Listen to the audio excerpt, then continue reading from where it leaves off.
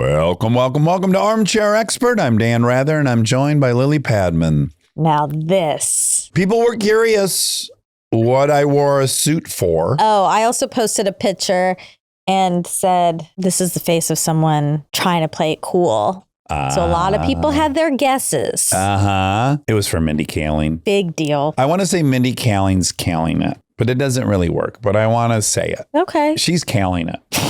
Still doesn't work. Maybe a third time. Mindy Kaling's Kaling it. Wow. Check her out this fall on NBC.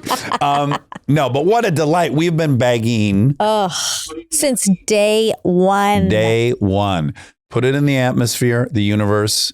And boy, if you're patient, sometimes dreams can come true. They can indeed. You gotta wait. You gotta wait. That's the key. But they do. What a joy. And how sweet. We were like, do you hear how much we want you on? And she's like, yeah, I thought it was a bit.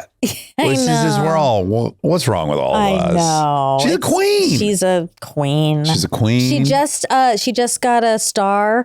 She did. On the Hollywood Walk of Fame. I saw some pictures. Gorgeous. Okay, Mindy Kaling. We're so excited she is here today. Award-winning actor, screenwriter, and producer. The Mindy Project, The Office, Never Have I Ever, Sex Lives of College Girls, Inside Out.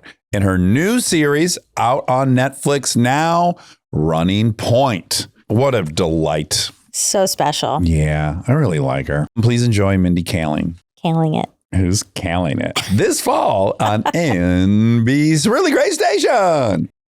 He's an armchair expert. He's an armchair expert. He's an armchair expert. Hello. So nice to see you. Nice to see you. How's it going? Oh my God. Hi, nice to meet you. Welcome. Handsome and put together. You're number 2 for that? You're only the second person I've ever worn a suit for. It's a good one. You deserve it. Well, it's a tux, I think.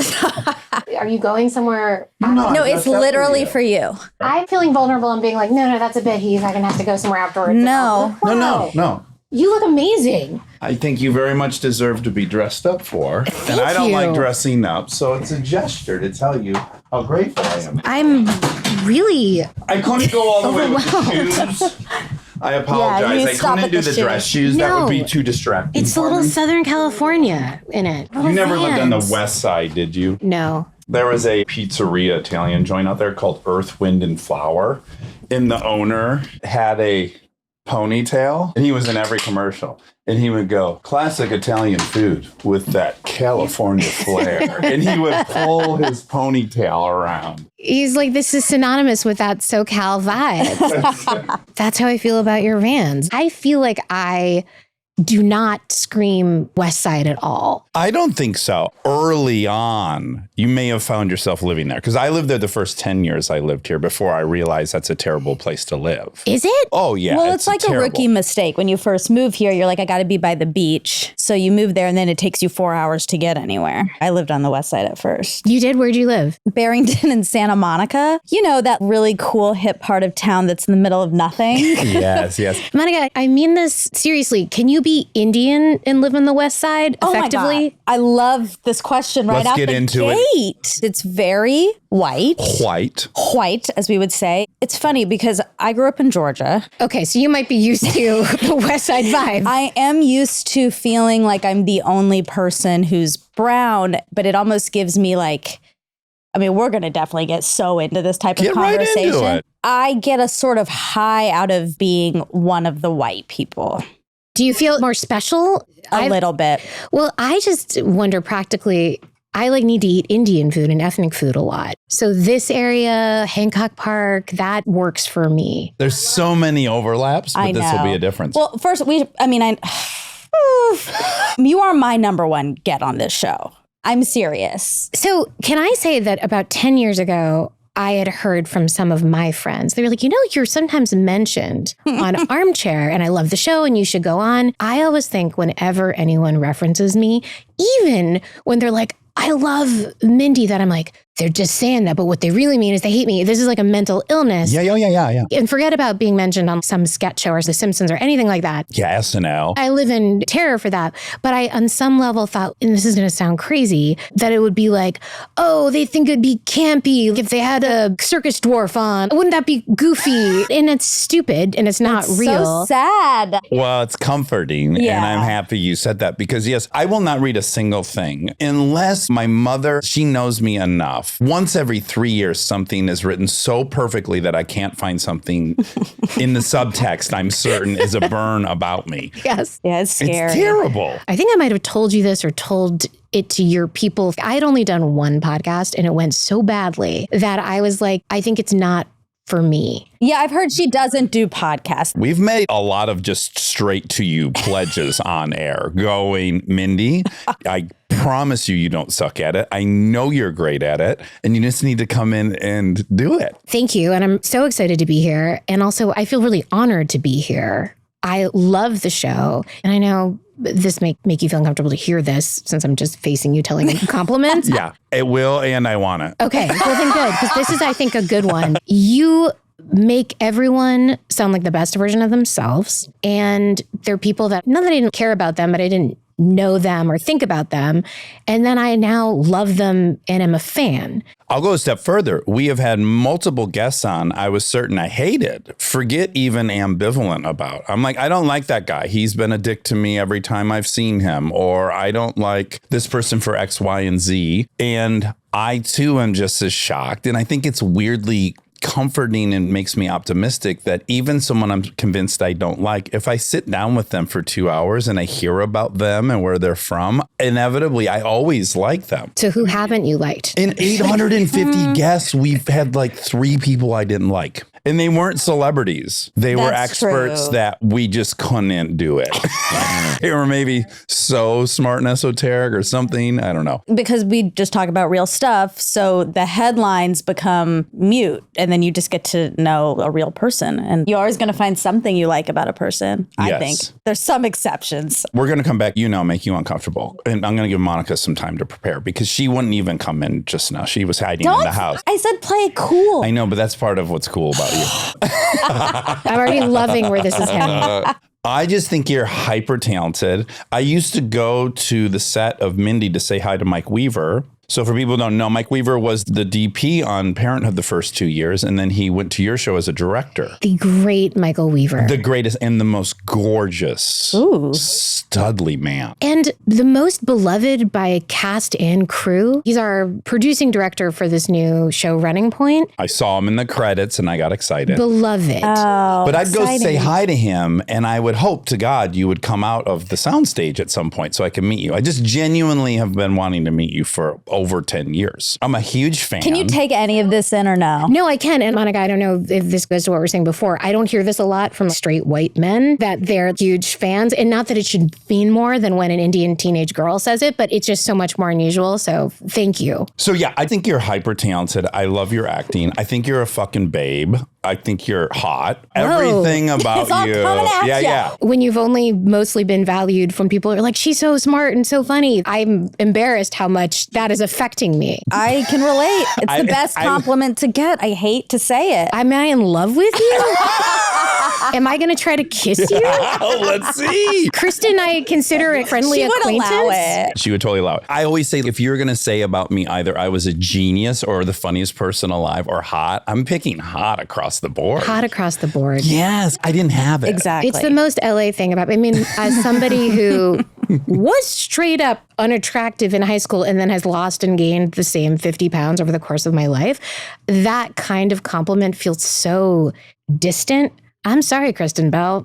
I'm a we kiss don't your know husband. how this is ending. We do not know how this is Also, ending. you probably can't do this for security reasons, but I'm 45 now. So when I pulled in, I have a thing now, I don't know if you have this, where I'm like, oh, Dax has his shit together. I've never seen your home. Oh, right. I've never seen the layout. I'm a big yard person because I'm from the East Coast, but it's, again, close to my ethnic food. This feels like there's a place where you can work separate from where you live. And I don't want to... Everyone already knows where I live. It's fine. We got to give credit to Kristen a lot. Let's do that. Let's give a lot No, of... fuck her. Yeah, we're over her. She's Mindy's enemy now. Yeah, she had her 18 years. It's time to... She has my man. She's done. But yes, the yard for me too. I'm from Michigan, and the definition of having made it was you would have a big yard you could run around it. And that's not a very common LA thing. People get rid of the yards to put in pools. Yes. Yeah. Okay, Monty, do you want to share or do you want to go later? I don't know. Okay. You go. Can I talk about Monica for a second? Yes. You're younger than me, but there's not a lot of Indian women. Now there's a lot more. Yeah. Too many, some would argue. Let's be They're honest. taking over. 10 or 12 years ago, is that when you guys started this? Only seven, but I like that you've made it bigger because that feels good. I remember hearing about you because you were becoming well known because of it. And I remember thinking, not that I'm keeping tabs on the other South Asians, but it was like, oh, there's another person who's out In here. the group. And then having listened to you, Oh my God. I'm kind of a repressed person and I have 4 friends. And there was just an openness about you that honestly, I don't know if this is offensive to South Asian people listening. Oh, she was, I think, South Asian and raised by a family that seems pretty traditional in some ways, but she's not talking like somebody who is. That's one of the reasons why I didn't do podcasts is I am repressed. I am from the East Coast, pretty traditional upbringing, don't air out stuff, but you never say anything that would bring shame to your family. Oh, she does. Interesting. At least not in the ones that I have heard. I definitely do. I feel lucky that my parents, they're actually not that traditional. They're both from India. My dad came when he was in his 20s, but his personality, just very specifically, is not traditional. He's like, I don't He's really from give a Kerala. fuck. That helps right away, right? Yeah, they're both from Kerala. And my mom came when she was 6. She grew up in Savannah. Coming over when you're 6 is major. Much different. But my grandparents, very traditional. And I got kind of lucky in the personality department because my dad was just like, just do whatever. He's just relieved that I'm out here, I'm doing well, and I have money, just being candid. He's just like, oh my God, she has enough money to live and she doesn't need us anymore for that. So they don't care. And I think he kind of gets a kick out of it. There's people at his office that are like, oh, I heard Monica say this about you. We also talk about them. We talk about lot. a show probably more than anybody else. Yes. And we say he invented the simulation. So all of us are a member of his sim. But we say gross, bad stuff. I just talked to one of my friends from home and her mom was like, Monica, I've been listening to you and I'm going to have to talk to your mom. And it's like, well, okay. Then I got really self-conscious. I was like, oh yeah, my friends' moms, that's who I'm bringing shame to for the most part. But I have to say, that is a really rare gift that you were given. And I feel that way about my parents because they're in some ways very traditional, but I went into this path that they completely love and supported, even though I think it worried them. They were able to sublimate their own fears to support me. And I know it wasn't easy for them, but it is a gift because I don't think that many people whose parents have immigrated here, given the challenges and to have their kids go into the arts, and not just the arts where you're talking about your feelings and your truths. Well, in art that didn't exist 11 years ago, maybe. Oh my God, yeah. They're like, what is this thing you're doing? But also, again, not to throw so many compliments at you. Please do. I love it. You're someone I could point to. Like, well, I'm going out there to do this thing. There's other people. There's Mindy. There's Aziz. I think that's it. But I could maybe be in that category. And you were like a North Star for sure. That's really nice. Thank you. This can often happen to the best of us. If you hear someone being completely candid and you have told yourself that you're not allowed to be, and somehow this person's doing it and getting away with it, sometimes it can lead to some resentment. It kind of shatters your story a little bit. We went and saw Hassan's stand-up, and Monica had kind of a breakthrough. She's like, I've been hiding my Indianness my whole life, thinking I could only succeed if I assimilated. And here this person just showed me, no, I could have embraced it the whole time and done the same thing. And she, lovely enough and is confident enough, could be happy about that, but could have also fucked her up a little bit. Yeah, about the candor thing. I mean, I think that's what's intoxicating about listening to this podcast is how candid people are. I don't know if you guys have heard this before, but it unlocks the listener. When you're talking to Bradley Cooper and you guys have such a history and so much in common and are so open about sobriety and the mistakes you guys have made and what you've learned from them, it makes me, even as I'm listening to it, being like, God, I wish there was someone in the car with me right now so I could be open with them too. But so you saw Hassan. Yes, we saw him live. I thought it was incredible. But also the whole audience, it was like 90% brown people. And this is my baggage. I walked in and I was like, oh my God, there's so many Indian people here. It's just old history. It's the hurdle I have to jump before. I'm like, it's fine. But it was just weird to sit there and be like, the reception's amazing. I could have leaned in, but I took a big pivot the other way. So I was not raised around a lot of other Indian people. I was born and raised in suburban Boston. Yeah, what's Cambridge like? Is it a lot of professors? It's professors and children's professors. And then my parents are from two different parts of India. So my dad is from South India. My mom, she's Bengali and she's from Calcutta, but they met in Africa. And they were the only two Indian people. My dad speaks Tamil and my mom spoke Bengali and Hindi. The only language they had in common was English. What were they doing in Africa? My mom was a doctor at a hospital that my dad was helping build in Lagos, Nigeria. That's a meet cute. It's a meet cute, an architect and an OBGYN. Yeah. And so they met, and it was one of those things where I think literally their African friends were like, we know two Indian people, you should be together. Of course. Yes. And they were right. But it's sort of a nuance that I think only Indian people get, which is that culturally it's so different in the 70s to be Bengali and be Tamil. And my dad was from more of a traditional Hindu family. My mom was also Hindu, but the way they celebrate it is so different regionally. My dad doesn't celebrate Diwali and my mom does. And my mom doesn't know about some of my dad's holidays. But the only reason I'm bringing it up is not to give like a long, boring history about how my family met. But when they met each other, the culture that they had in common was like, okay, we speak English and we're moving to the United States. Yeah. That's really interesting. And so I wasn't raised speaking any Indian languages, which I think is huge, crucial, actually, to the way you're brought up. And I now have adult Indian friends or ones that I made in college where they were raised kind of within their community. You'll hear people that they're raised in a super Indian neighborhood in New Jersey or in Michigan, and there'll be these little pockets, Artesia, parts of Chicago, but we weren't that. So all of our friends were sort of my mom and dad's white coworkers and their children. So my dad sort of made a decision that he's like, I'm in America. I'm going to love the Red Sox. I'm going to love the Celtics.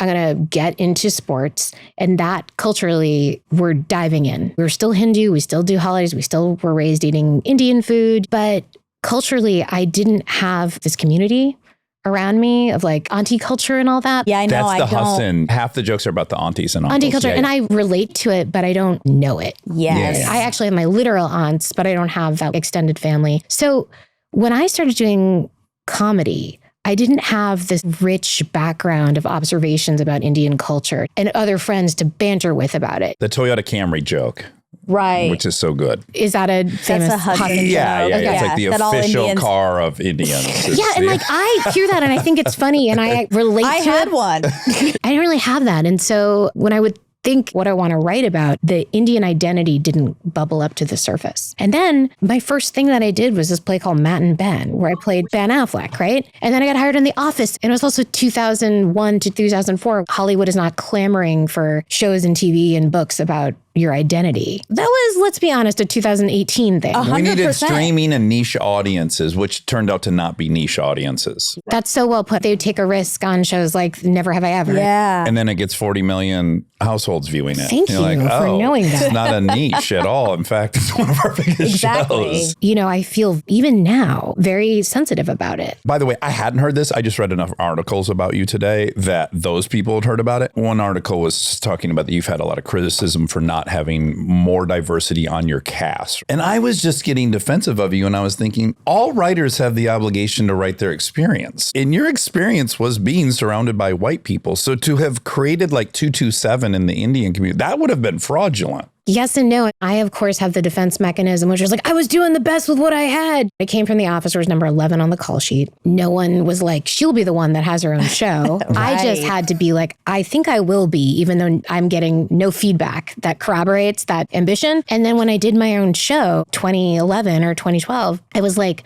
okay, I got to do things exactly like it was in The Office because that was like a big hit. But, you know, they say the criticism that hurts the deepest is the ones that you're like, it's kind of true. When I look back in the Mindy Project, I do wish that I'd paid more attention to that. Every Wednesday morning, we got the ratings from the night before, and I was consumed with fear. I wasn't thinking in those terms. You were hoping you could keep yourself at the party. You hadn't yet thought you could bring other people. No, and honestly, I was a dark-skinned Indian woman that weighed 150 pounds. That was the lead of a show. Exactly. And so I was like, man, this looks pretty damn diverse in my opinion. Yes. I hope this is palatable enough. I hope it's not defensive, and I hope it's just putting you guys in my mindset at the time.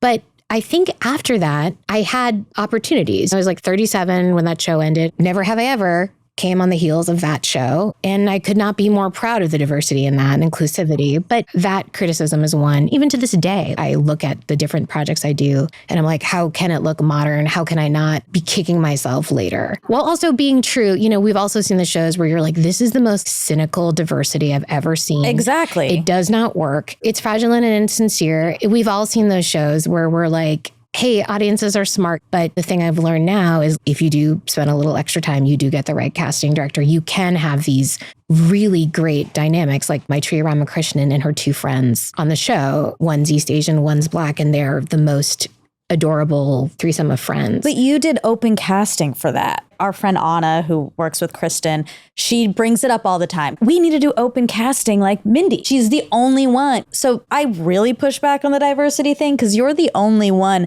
putting out a real huge net and saying, hey, we're doing this. It's not just the people in this city who's out there. What's tough about finding young Indian women is culturally, we're not pushing our young girls to like go into this field. Things have changed a lot. I'm a producer on this new Zarna Garg show. Do you know Zarna? No. She's a stand-up. She's Indian and she's based in New York, and she kind of came up during the pandemic. She's 3 children, teenagers.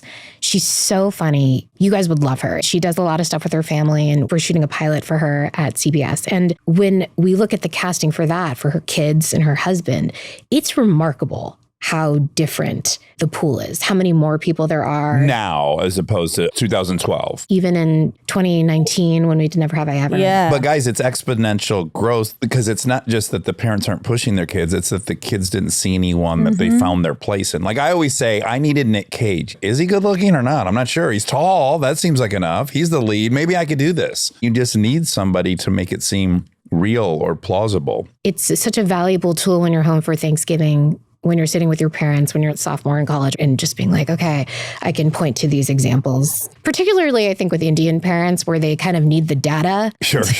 Yeah. They're do you have any successful data points? There's Yes. a justified and baseline fear that's a little higher in the Indian family. Definitely. Well, when you change up your whole life to start a new one for your children, stakes are really high. You want them to be safe. And then they're like, I'm going to go to LA and we'll see what happens. There's also a reality to who came. Your dad was an architect. Your mother was an OBG. Your father was an engineer. Professionals coming here. And now the sky's really the limit. I just saw a complete unknown, and we didn't have those types come in the 50s and 60s. The Bob Dylan. Those sort of boho Indian artists and stuff, the Indian Bob Dylans, weren't Yeah. getting the visas. That's what people forget. It's not that they're not coming here. It's they can't come here. You come here because you're providing a service. You had to show 25 pages of paperwork that says that you deserve to be here and will contribute. Because Monica and I did meet the Indian Bob Dylan. He was a chaiwala in front of the hotel. Yes, now we that motherfucker did. had more pizzazz than anyone I've ever We seen. went But to yeah, that India guy's not with getting invited. Bill Gates in February of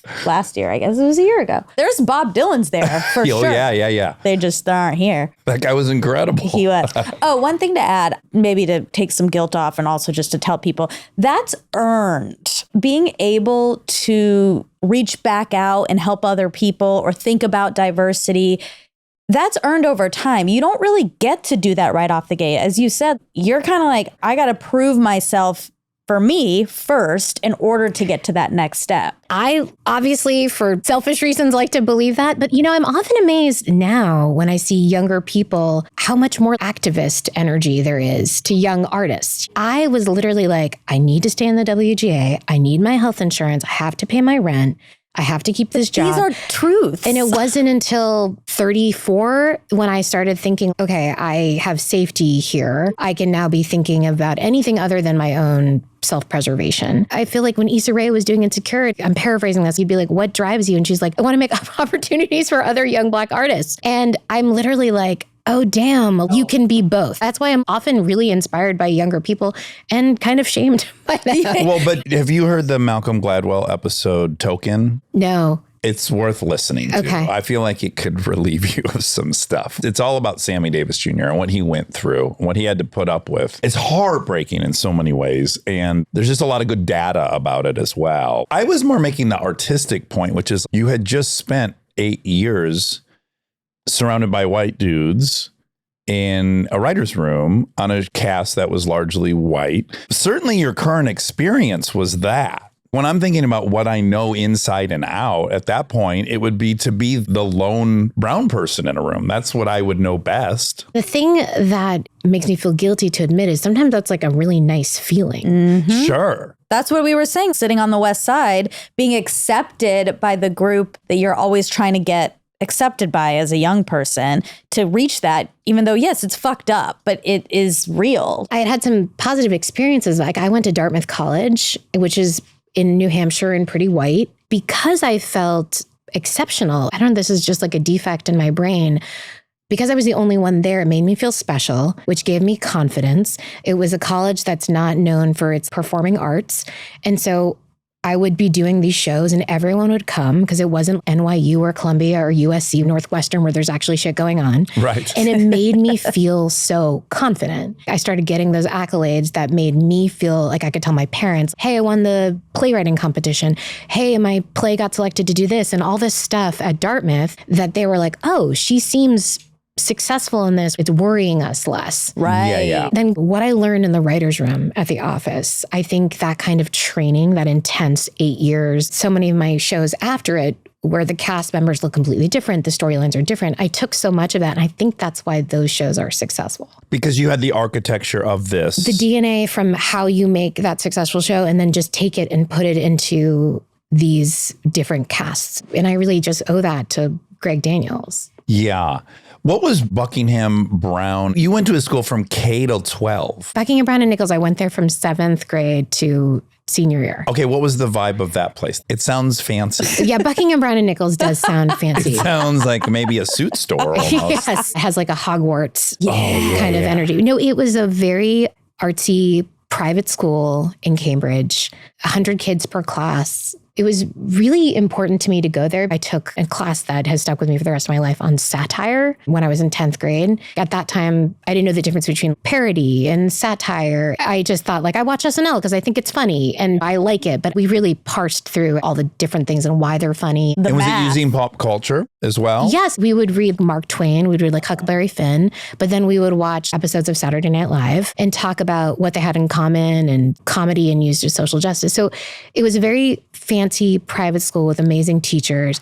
But what I learned, and I think everyone goes through this at some point, was it was culturally interesting to be around children whose parents thought education was really important, but who are also from this, for lack of a better term, cultural elite. I tried sushi for the first time. My parents were like, well, we don't eat that. That's expensive and weird. I was using chopsticks. People had summer homes. Martha's Vineyard. Like Vineyard Hamptons. When summer is a verb. When summer is a verb. And being able to navigate in those circles and go to college and know those kinds of people was, I would argue, almost as valuable as anything else. Because you get into these writers' rooms and can you pitch jokes? Can you listen? But there's like a cultural element when you go to rooms with like a bunch of guys who went to Harvard. And then I was like, oh, I get this. And that's helped me so much. What kind of girl were you in this school? I was friendly, chubby. Was it co-ed? Co-ed. I already know that, actually. So I heard you say you would stare at boys that wouldn't look at you back and you would have pornographic thoughts about them. Yes.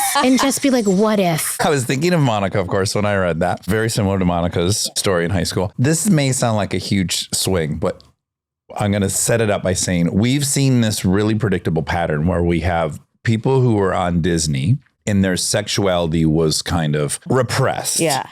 It was forbidden. And when they break out of the Mickey Mouse Club, it's on. They're like super outwardly sexual. And then we've had a bunch of mostly actresses who their sexuality was overly Like Natalie Portman. embellished. They were sexualized as young performers. And then they clamp down when they have a choice. And I was just thinking that for the girls that are super hot that every guy's trying to fuck, their almost state of rest is, I got to keep that away. But if you can't have it, I think you're liberated to be a pervert, kind of like guys.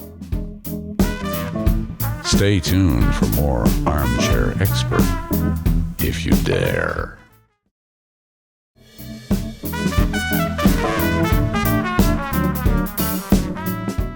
What do you think of that theory? Your theory is that if you are repressed like that, it makes you sort of a... Well, if you've concluded that these guys aren't even going to come at me, you don't have any defenses up. You're not like, I got to keep them away. They're trying to fuck me. As opposed to like, oh, they're not going to. And now you're kind of like, I think I want to. Yeah. Yes. And how? I think that's true. It's so interesting. I worked in the office for 8 years, loved the experience, largely male cast. What I want to write about is about women who are ambitious and lust after people that they're not interested in. Yes. Is then every subsequent show, The Sex Lives of College Girls, this new Kate Hudson show, it's all just about women who are trying to make the most of what they have and have sex and be successful. The correlation from how I was in high school and what I didn't have is just expressed in those shows that I was able to do after The Office. But it's really interesting to me. My shows have a lot of horny women. My friend BJ Novak makes this joke that every trailer for any Mindy Kaling show has a hot man's torso in slow motion. And I was like,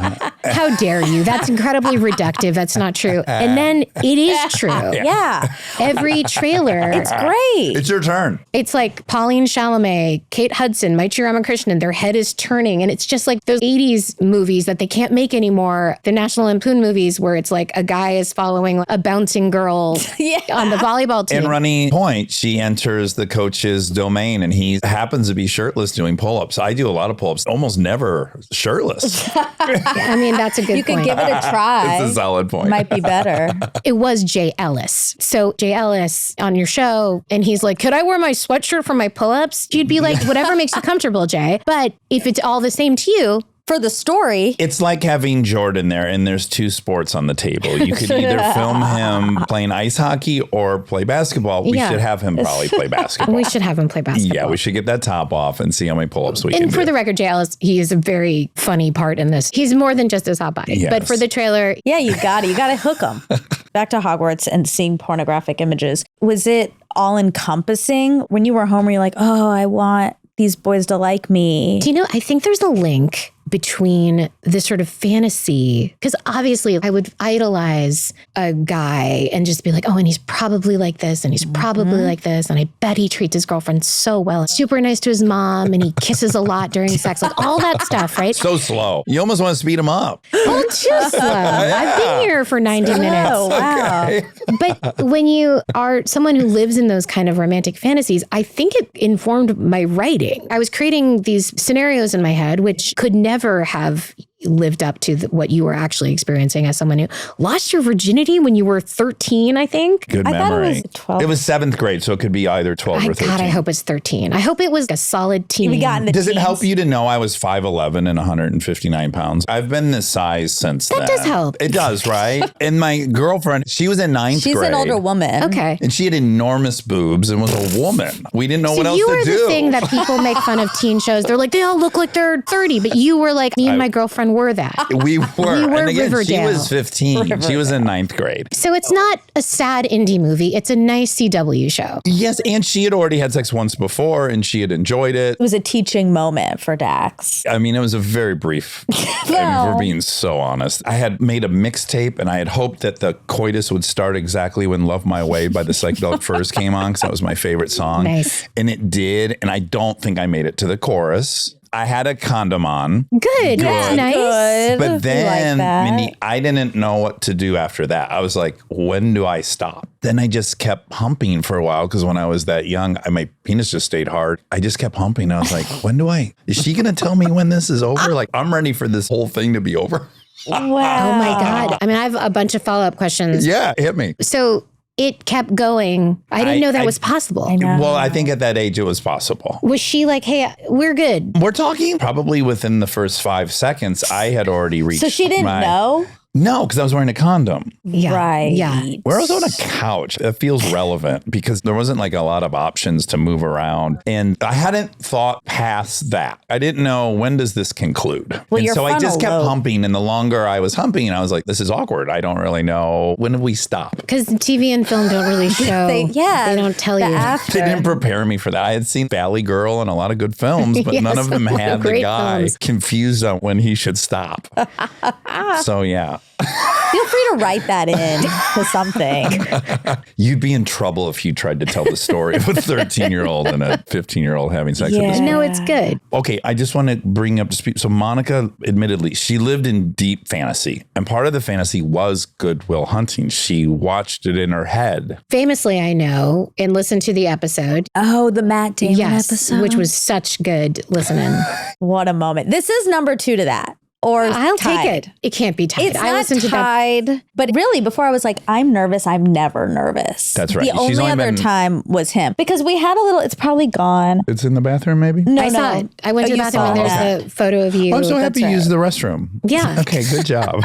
Ike Barinholtz said to quote, bring snacks. Oh, yeah. Because it's a You'll long... be here all It's day. a I You'll thought be here, and I that was like, okay, that's good to know. Yeah. get hydrated. Wear something very comfortable. Yeah. Maybe bring your own couch cushion because it'll be That's all right. day. That's I'm right. still thinking about when Dax called me hot at the beginning. Yeah, you're very hot. I follow you on Instagram and I often look at pictures of you and I go, she's so hot. That's like really nice. I've told Monica that. I'm not doing this This for your isn't new sake. information. Well, Yeah, that's yeah, the yeah. outcome you hope for when you post those photos. Sure. Of course. And you think, oh, at the best, some anonymous pervert in the middle of the country thinks that, but to think a celebrity is thinking you're hot, that's It pretty helps. good. I would guess many, in fact, most people think that about Hey, you. that's new and that feels nice. Thank you. Okay, so you liked boys, but did you not have a boyfriend through high school? No, not even through college. Now, this is really personal, but we just talked about mine. And I got to bring you into it, Monica. Sure, go There ahead. becomes a point when I met Monica, she was 27, 8. Yes. And as she was approaching 30, I just started getting the sense maybe Monica hadn't. I probably told you. Well, I asked you ultimately. Yeah. I said to Kristen, I don't think Monica's been with a dude. And she's like, yeah, I think she has. And I'm like, I don't think so. And then I needed resolution to Sure. that kind of argument. Professionally, you needed to Yeah. know. Well, luckily, she didn't work for me. That's true. At the time, We were just friends. We argued about podcasts all the time. She hadn't. And then my first thought was,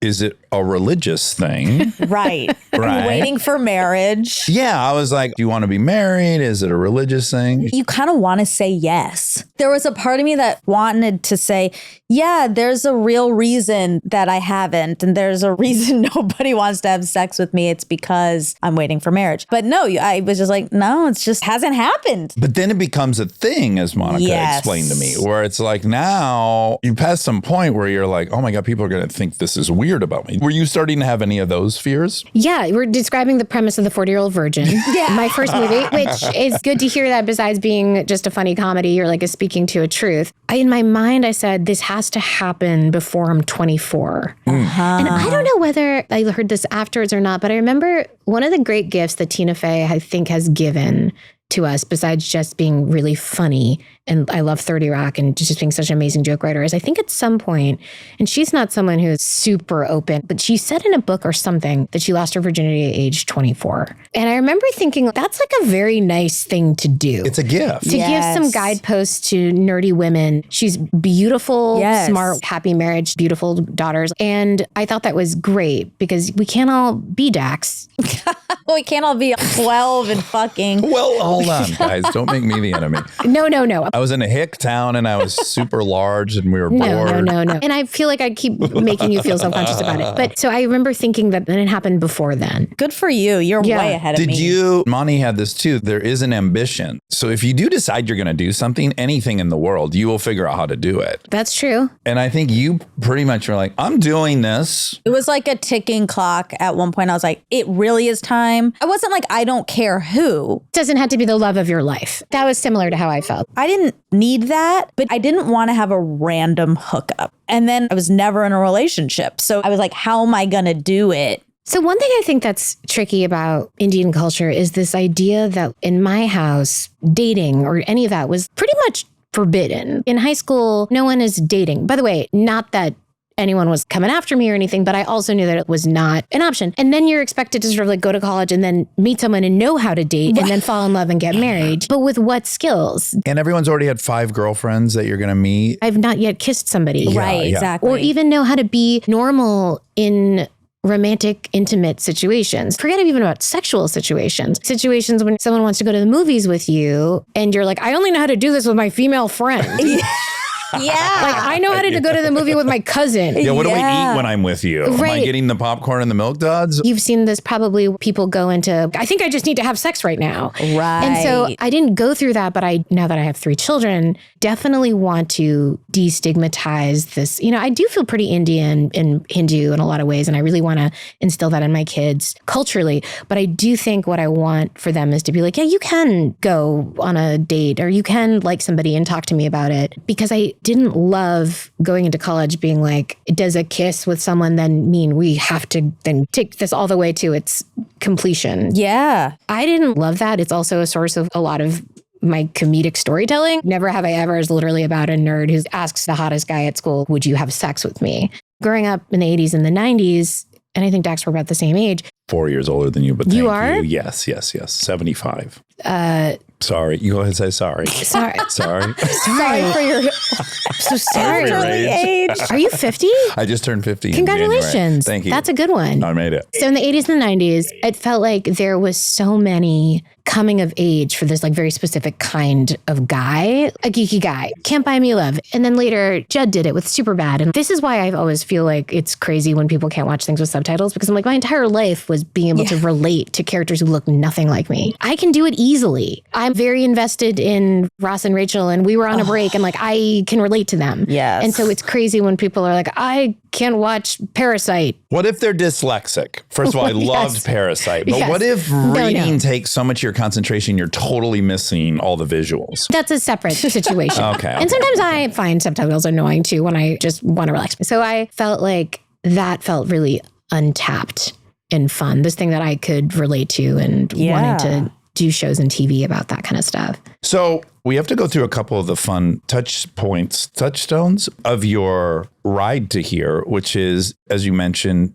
Dartmouth. You wrote for their comedy magazine, Jack-O-Lantern. Very briefly. It didn't work out? Or? It wasn't acrimonious, but I just felt it was not my idea of fun. It felt a little too competitive and there was no performance element to it. So I did more sketch comedy. I more hung with like the actors, Right. And you were in an improv troupe. which I loved. And you did stand-up. I did stand up briefly after college when I moved to Brooklyn. But when I was in college, I did all those performing arts groups that you then immediately learn when you graduate are like so beyond lame. When I was at college, it was so fun and felt so cool, but a cappella and short form improv. Yeah. And I made some of my greatest friends, like my godmother of my 3 children was in my a cappella group. Brenda? Jocelyn. Brenda's my other Jocelyn. dear friend. Okay. Brenda's who I did Matt and Ben with. And you broke her nose I broke her nose on stage Yes. when the New York Times was while they were there. while they were there. Oopsies. Do you think their presence added to that happening? Yeah, and then also my deep lack of like coordination because I had to be the person that threw the punch. Right. It was off Broadway. We didn't have like a fight coordinator. I was just like, so I'm going to punch and you'll kind of duck back. Sure. That's a great plan. Forget where the audience is. Yeah, we're like in a What- 90 seat black box theater in the East Village. That was crazy. I really Did you hurt broke your her hand? nose. Because often if you've broken someone's nose, you could break your hand. No one in ever that. thinks No, they about the don't. other victim in a punching. Yeah. They don't think about the Well, predators. you do because you've thrown a few Yeah, I've punches. broken my hand. It does hurt your knuckles. The St. Vincent's Hospital is still open then, and she's getting her nose checked. And I'm like, oh, my knuckles kind of hurt too. Hey, wondering if we could take a little x-ray? But she was such a good sport. I mean, that was a real instance of like, the show must go on. I wouldn't want to ever see someone get punched, but also I really wish I had seen that. You're going to remember that for your life. If you go to a play and one of the actors breaks the other actor's nose, especially if it's 2 women. And dressed in drag, she recoiled and there was a silence. And I was like, I felt that, but I had this And she feeling. fell, right? She dropped. She stumbled back. She didn't fall. But I okay. remember this feeling of like, I definitely felt it, but is there a chance she didn't? Right. You know, like my Right. hand feels like it, but is there a chance that it skimmed? Do you know, like when you are walking in your house and you hear a horrible sounding splat, like someone, surely they broke their bones. And then your kid's like, I'm fine. And you're like, how? Yes, you get little miracles. You're along the like way. little miracles. And I was like, is it one of those moments where it didn't hurt her? Well, I think that's why the first step of processing grief is denial. That's the denial phase. You're like, well, I felt it, but maybe she didn't. It was total denial. Yeah. She's like a real actress and she still acts now and she's a real theater actress. Yeah, she has her own theater now. Yes, she does in Wellfleet. And so she rolled with it. She stepped back, blood. We had to go off stage. They had to stop the show. But it was the first time where I was like, oh, the show must go on is real. And we were like, this is a 50-minute play. But it was really her being like, I want to go out and finish it. Yeah. Again, not to keep bringing it back to Jordan, but, or Isaiah Thomas playing on a broken ankle in the finals. Wow. Just got to do it. It's game 7. Jordan food poisoning or was poisoned. Yes. Getting through it. You just got to do it. Dave Stass and Ike Barinholtz talk about that moment all the time. I can only imagine them being from Chicago, or at least Ike, and how much they must talk about Jordan. Oh my God, those guys love you too. I love Ike Ike is the so best. fucking much. There couldn't be a better guest. He is wonderful. He's coming. I think he's coming Yeah, soon. he's coming He soon. is. Yeah. I was delighted to see him in the credits for Running Point. And doing the show with him and Dave was so fun because we'd work together.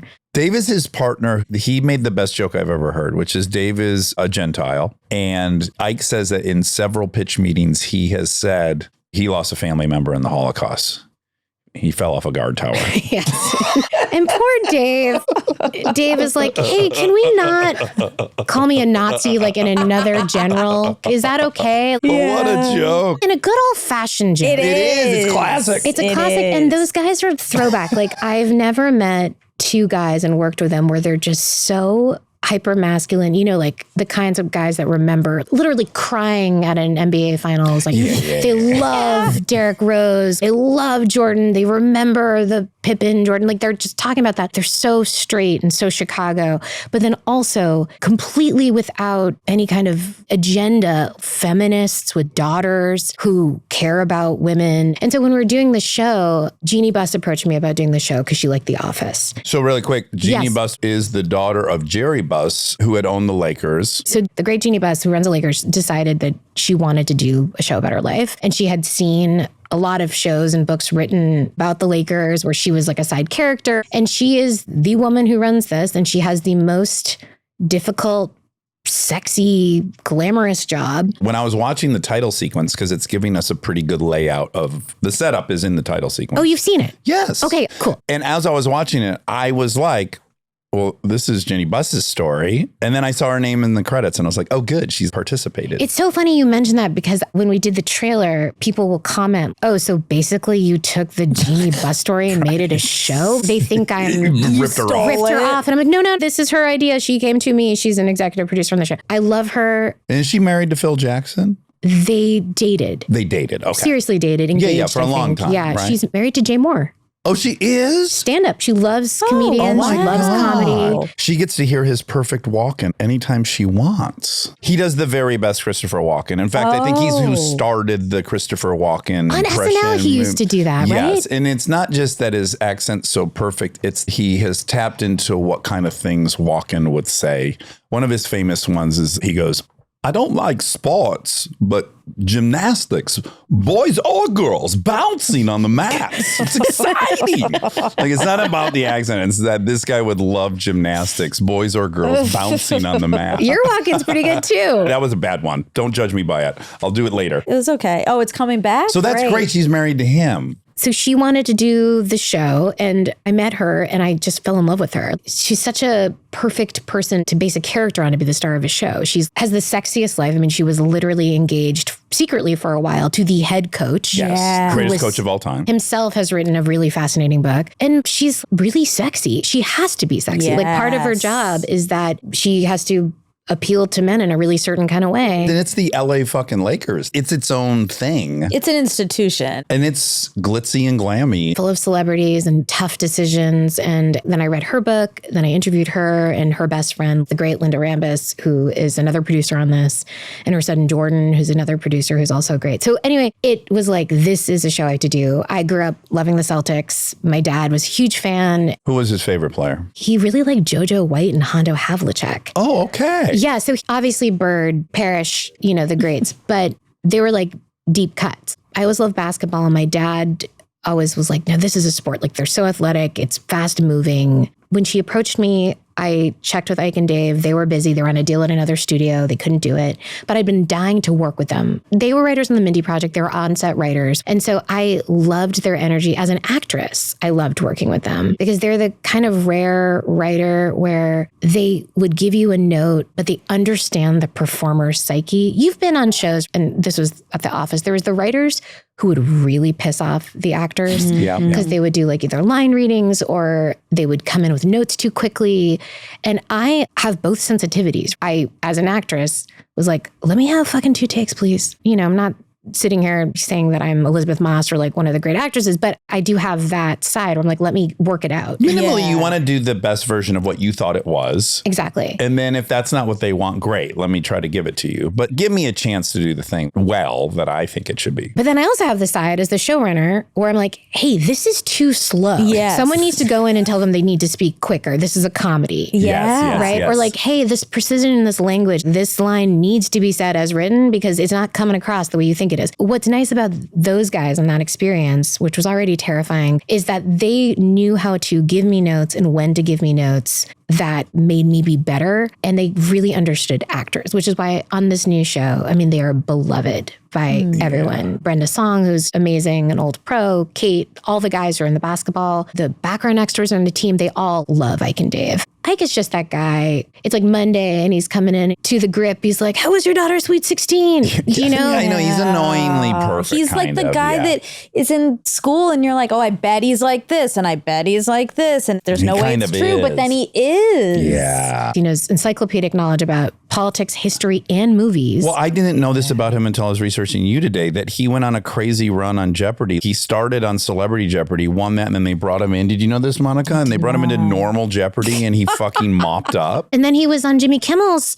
show and made $1 million for a school for deaf children with his dad. Sounding totally made up. He's AI. I know. And he's pretty easy on the eyes. Yeah, he is. Yeah. Okay, it kind of feels like this is not a love letter to your dad, but it is sort of. You made a show about basketball, and then Mindy Project is sort of for your mom. Yeah. You were an OB in that. Is that intentional? I'm definitely inspired by elements of them. I will say, though, when I talk to my dad about the shows he loves, he respects this, but these are not his kinds of shows. What are his shows? Does he like Blue Bloods and stuff? No, but that's a good guess. Okay. The typical dad show, I actually am liking those shows, like all Bosch, Lincoln Lawyer. I'm really a shut-in with 4 friends. So I love Ford versus Ferrari. I'm watching the dad shows. Well, you don't want to watch what you make. People will be bummed at me that I haven't seen certain comedies. And I'm like, I don't love watching comedy because I can just feel the math most of the time and I can't get lost in it. I relate to that and I've heard of it. But then I watch your wife's show. I watch every moment the weekend it came out. You know what it is that I don't respond to is things that are overrated. Which is a lot, right? But when things are correctly rated, like Nobody Wants This. For me, I'm a single mom, 45, I live in LA. I want to see Kristen fall in love with Adam Brody and want to become a better person and go on hot dates and have hot kisses. That kiss was the best kiss I think I've ever seen. You're talking about the one on the sidewalk. End of episode 2. She gets in the Uber, yeah. They shot it right, held her head the right way. It was slow enough. Fuck. Her sister, Justine, is so good. Yes. His brother, everyone is so good in doing it right. I tend to be harder on comedies for sure. But the thing that my assistant makes fun of me is she's like, you watch everything. And it's true. I was watching the Fernanda Torres movie, I'm Still Here. Okay. She was nominated for Best Actress. And it could not be more different than anything that I work on. But she is the wife of someone, it's a period piece, whose husband has been disappeared by the government, right? And how do you carry on after all that? I was watching that, like weeping. So I really don't have a social life. I really just watch TV and film and wear cute outfits. Us too, by the way. Don't let that character, you're nobody going to wants France. us, mislead you. We have 2 kids. You and go to France and stay in Bradley Cooper's house. the year our kid was born. That was the last trip I took like that. And that was 2013. Well, That makes me feel better. did go to France and stay at Bradley's house for a night. But the whole family. Yeah. Yeah. Is that what you're different referencing? Maybe kind that's of true. That's vacation, true. I guess. We do go on family vacations. You don't go to Coachella? No. You're not seeing live music? No. None of that's either. happening. Really? No, Yeah. we leave this house to go to the airport and we'll go on a vacation. But in general, in LA, we don't ever leave Aren't this you house. kind of like Jimmy Kimmel's compound and fishing? Yes, we Okay, go to that's the the airport vacation. or we get in the bus and drive there. Okay. I'm trying to bust you on having a nice life. What is I going like on here? it. I'm flattered by it. But when you got hired on The Office, did you know you were coming in as a performer? No, that is one of the 4 or 5 truly lucky things that's ever happened to me career-wise. I came in as a writer. I would have done anything just to be in the Writers Guild, Right. was prepared to have a life of that. And they just needed regular looking people. So the reason it was lucky was because I don't think I would have been cast 2004 sitcom. There's no way I would have been on any actual show that wasn't like a mockumentary about an unglamorous place with normal people. Yeah, right. Real Yeah. people. But with those rules in place, he could be like, hey, NBC, can this woman be in it? And they're like, oh, yeah, she looks real. Yes. Almost too real, though, because when I look back at that first season, I remember Mike Schur and BJ, Paul Lieberstein, like, yeah, this is real. And then I wasn't thinking like, hey, you're a 24-year-old single woman. Like maybe Right. put on a little makeup. You would still have makeup on and do your hair. Because I remember at that time it was like, yeah, what's cool in comedy is like, put So me in an ugly gritty. shirt. I want Mike Judge to think I'm cool. And guess what? Cool comedy guys who like that, they actually still like hot women. Exactly. UCB was like that for a long time too, where you had to sort of choose your camp. You had to be a boy, basically, Yes. and funny, or a hot girl. I do think that's changed a ton. Sarah Silverman wore a hoodie and jeans, which works for Sarah when you're stunningly beautiful. Yeah. Your beauty still comes through. You can't even hide it. Yeah, try as you might. I did that though for a movie, Let's Go to Prison. I'm like, yeah, I'm a prisoner. No hair, no makeup. And I was like, you're on film. You should probably. You're Put on just a little too mascara or vain. something. Yeah, Yeah. I know. Well, it's hard to see yourself on film, regardless of what you look like. I mean, even Kristen, she's like, ugh, I don't like that. She's perfect looking. And so for her to say that. Well, she'll find the thing they cannot shoot my hands. They're the hands of a Yeah. 90-year-old No. woman. He doesn't Friend feel that on way it. about her. Surprisingly, you'd be shocked, actually. That wasn't the response. You were supposed to be like, I know it's absurd. Her hands are beautiful no. babies' hands. I spent a lot of time zooming in on her hands when I worked for her, and I was like, we gotta Photoshop this. Our friend Anna just scours the No, internet you have to. and then sends Kristen pictures with her hands circled. And also, if that's the one thing, you gotta take it. But do you still fantasize about men in the way that you did when you were looking at you know- the boys? I don't remember the last time I had a crush. I don't have lust feelings. Now, maybe that's connected to if you've had to pump milk for a baby within the last 6 months, maybe you have to give yourself some time. Hormones. One of your commercials, you were both talking about it, and it was like, are you perimenopausal? Take this medication. And I was like, yeah. Yeah, Dax pink- and Monica pink are pill telling or me about something, this right? ad. That's how open I was listening to this podcast. I was like, I got to get the ads. Yeah. I got to get this pill they're talking about. Oh, wow. No, but anyway, I'm at that age. Can I just say, I think most women who have just had a baby experience quite a decline. I think your body's like, hey, we have a very specific mission right now. Not Kylie Jenner. But again, I'm twice the age she was when she Yeah, had her age kids, is a but- factor. Yeah. But also, I think fantasy is a factor because I fantasized so much growing up that it can replace doing the real thing for me. That's chilling. It's a good point. You know, if I listen to who's like one of the great interviews, like Hugh Grant. Have you guys ever heard him get interviewed? I find him to be incredibly charming. Talk show appearances, but I've never heard long form. He did, I think, Smartless. He was promoting a new horror movie. And I thought that was an interesting choice. So I was like, oh, Yeah. I want to watch this and hear why he would do a horror movie. That seems fun. So I listened to it. Smartless is like you guys were, it brings out a good side in him, but it was like his podcast. He was so funny. I was like, I know you haven't had this conversation before, but why is every anecdote you're saying perfectly worded, great analogies, great callbacks to stories that you then call back later? I was listening to that and I was like, I have a crush on you, Hugh Grant, but I wasn't like Googling him to see if he was in Right. between marriages. Okay. Yeah. Sure. Not that he would be interested, but I was satiated. You didn't go to the next zone. rung. Yeah, The next zone rung. of how do I call my agent? Orchestrate some bump in. Go to the meet premiere cute. to his indie horror movie. I do think culturally the English are better at being interviewed. They have a tradition there of Interesting. going on the show and being prepared. There's an expectation there that I think the bar is higher. Do you think that so many of the young actors, they were raised being like, being in plays and doing Shakespeare doesn't make you effeminate? It's part of our tradition. We can learn Shakespeare and it doesn't make us pussies. Sorry to use that word in pejorative, but you can be a very masculine man and be in Much Ado About Nothing. I feel like there's a lot of more options. That's a good point. Okay, so when you started acting and throughout the course of The Office, you ended up being in tons of movies. There had to be a point, I'm imagining, where you could have at least considered, do I want to continue writing or do I just want to act? Did you ever have those thoughts? There was a little zone I had where I'd have like 4 lines in a Seth Rogen movie, or I was Paul Rudd's ex in something. And it never felt like, oh, I could cobble together a job this way, but it was really glamorous. What about post Mindy, though, when you do Ocean's 8? Those experiences were really fun, doing Oceans and doing A Wrinkle in Time. It really crystallized to me that I am probably not going to be really good in something unless I write it. There's something about my cadences or what I think I'm good at that I could probably showcase better if I just wrote it myself, which is not to say that I don't think I was fine in A Wrinkle in Time. The movie's not about my acting. I love doing this. I love being in Inside Out and I love being cast in things. And we all have the dream of like, Wes Anderson needs you to be a bellhop and something. Like, yeah, of course, I'd love to go do that. But I don't think I'll ever be able to make a living unless I'm maybe writing it myself or another show.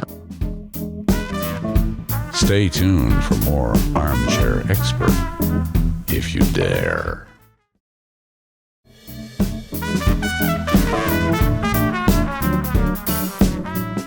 You know, it's so funny. When we were talking about those roles that I did from 2004, it was exciting. I was like, oh, I'm going to go be on Curb and play like Richard Lewis's assistant. Yeah. Oh, I'm going to go be in 40-Year-Old Virgin and I'll be Natalie Portman's other friend that's not Greta Gerwig and we're going to do whatever.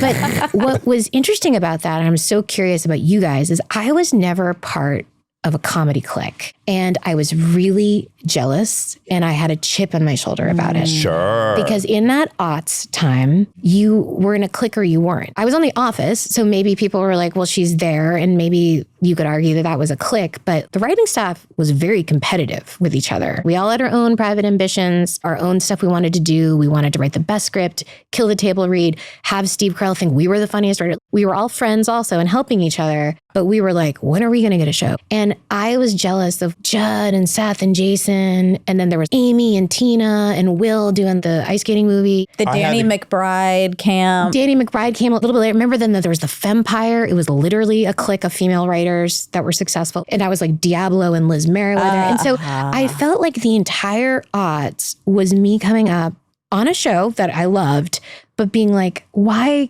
can't I be in a clique? Yes. I remember, I'm just talking, sorry. No, yeah, This is no. what we I do. relate to it deeply. You do? Because I was like, I'm not in the Judd clique. I'm not in Will Ferrell's clique. I'm not in Vince Vaughn or Owen's clique. That clique, Wedding Crashers. Yes. And even Cooper was in that. He's really funny in that movie. He is. But I did have the Groundlings clique. And all those guys have Boom Chicago or I.O. I understand feeling like, oh, they're all from this thing. It really fueled me in a good and bad way where I was like, I don't have Lorne, I don't have Judd, I don't have any of these people who are going to do something for me. I got to do it myself. I'm going to show them all. I had that energy, but also cliques exist because people are friends. Yeah. They go out to dinner, they ask each other about their lives. You kind of earn those cliques. No one knocks on your door and says, hey, you want to be in the Judd clique? Yeah, and they're not just friends because they're trying to get ahead in their career. I'm such an introvert and so socially anxious that I remember being on the set for 40-Year-Old Virgin. And there's the 4 rows of Video Village and Paul and Seth and Elizabeth Banks was going to work that day and Leslie Mann was there. And they were all sitting at the front by the monitors, joking around, talking and everything. And I was sitting in the back row. And it became so awkward because I didn't feel like I knew how to jump in. And I also knew, because I'd been in The Office, that feeling when someone's trying to be part of it. And I didn't want to do that. Desperation. I'm like, I'm feeling desperate. So whatever I say is going to sound like Paul and Banks, like whatever. And so I just went back to my trailer. I remember thinking, I hope that they don't think that I was being cold. Standoffish or something. Yes. I mean, the truth is they weren't thinking about me. I was a day player on the 40-Year-Old Virgin. But I remember being like, what a missed opportunity. If I was better socially, I could have been smiley. And then when they turned to me, been like, I've always wanted to go to Maui, or whatever, their Hawaiian vacation conversation.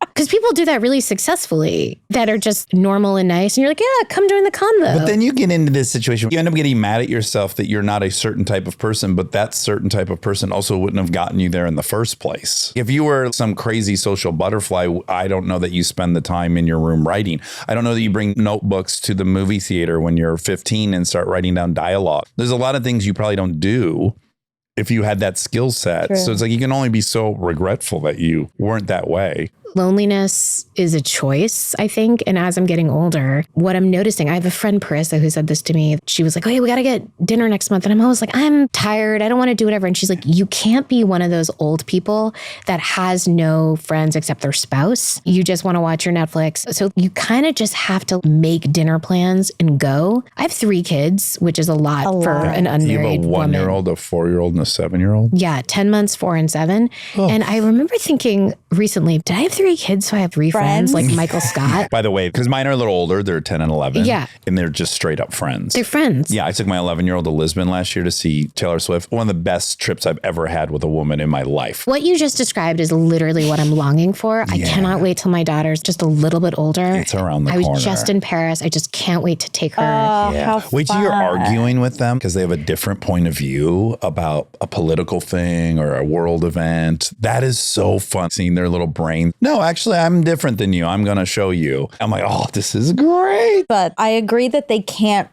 replace friendships, or that's the thing they talk about in therapy. Like, my mom only has me.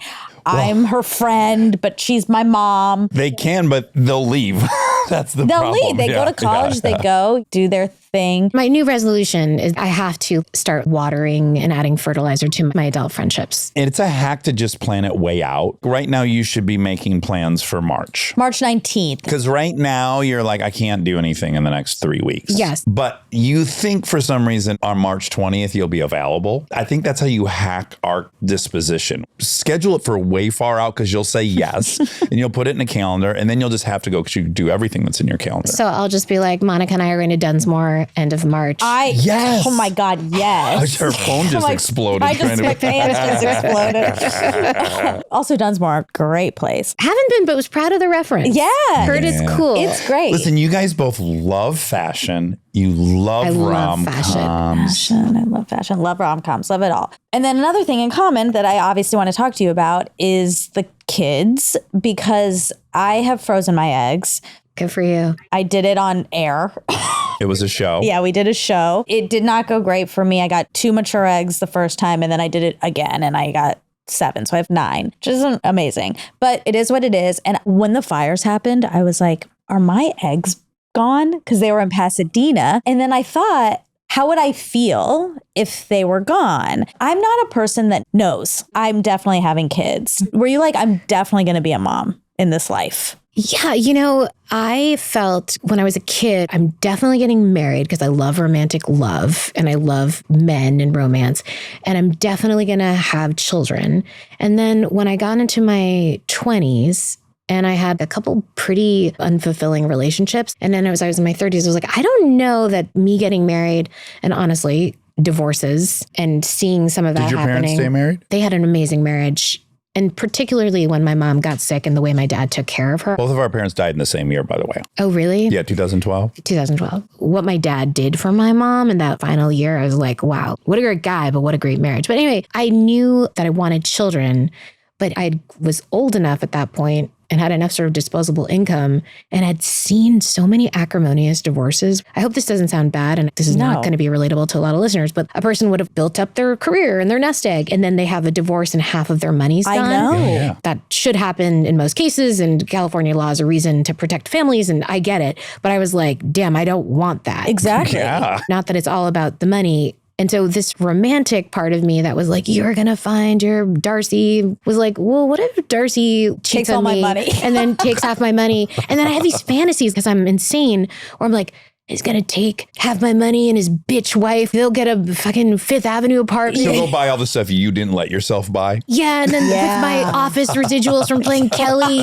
they're going to be sending their kids to Dalton in the Upper West Side or whatever while I'm childless. Because I have revenge fantasies, not healthy at all. I was like, I don't want my money to go to this hypothetical ex and his new family. I also was like, I want to have Christmas and Thanksgiving with my children every year. Because I'm a writer and also insane, these fantasies where I'm like, so I would be then alone where my children were going to this other person's house. Do you think because you had such an active fantasy about what it was all going to be that men have had a hard time living up to what you were fantasizing about? Yes. Having a guy that is very funny, independently wealthy, busy, 6'2". Oh my God, these are all mine. Do you know what I mean? Jewish. No, it's just good body, but not too good. Yeah. Has a hairy chest, but not too hairy. Not a perfect face. You don't want it cookie cutter. It needs to have some character to it. Yeah, chipped tooth. Oh. Your standards are high, as they should be. Yeah. Smart and funny with a job in health insurance, which, by the way, in LA is actually pretty hard. Although, you know what's weird? I know the version of that's a single woman in excess. I agree. And like a hot woman. I know so many writers on all my shows that are like a 29-year-old, educated, funny. They were the first to when the fires happened. They're like, let's go make sandwiches. I'll add, this will sound like pandering, but I believe it. I do think as a man becomes more successful and wealthy, his options widen. And I think for a woman, they narrow. The pool of men you guys have to choose from that are not going to be threatened by your job and your wealth and your status and your attention is a very small pool. I feel fucking heartbroken for half the females we interview. We were watching the Paris Hilton documentary and I'm like, this fucking guy ruins her show, gets too drunk, and makes a scene because he's so jealous everyone wants her attention. And it's like, what's that girl to do? Who the fuck is she going to meet? I know. And so what was a real gift to me was the ability to really enjoy my autonomy. I know it might surprise people, but I love seeing my friends' marriages that work. I love my married couples. I love hanging out with my friends who are married couples, but I love my life so much. I am so invested in what's going on with my children, but also I have this sort of extra bandwidth to have these several shows on the air and to be able to do all the editing and managing, going to sets and traveling for all that, still take care of my 3 children. I don't know that it's because, but I think it's helped because I'm not having to care for an adult and ask about their day and my in-laws. Also compromise on decisions. I don't have to compromise at all. I don't have to run anything by anyone. There's never a miscommunication with the nanny because I said bedtime was this time, but actually it's this. And small things too. My friends are saints planning the birthday gifts for your brother-in-law's wife. And I'm like, are you fucking kidding me? Yeah. I just finished a day of work. I'm not going on fucking ShopBop and buying Lindsay a sweatsuit that she likes. I can't be doing that. And so it might change. I'm really open to it. I have a famous friend. She'll remain anonymous, but her famous husband said, I need a wife. They had kids and they were both working. And she's like, yeah, I need a wife too. Yeah, exactly. We both need a fucking wife.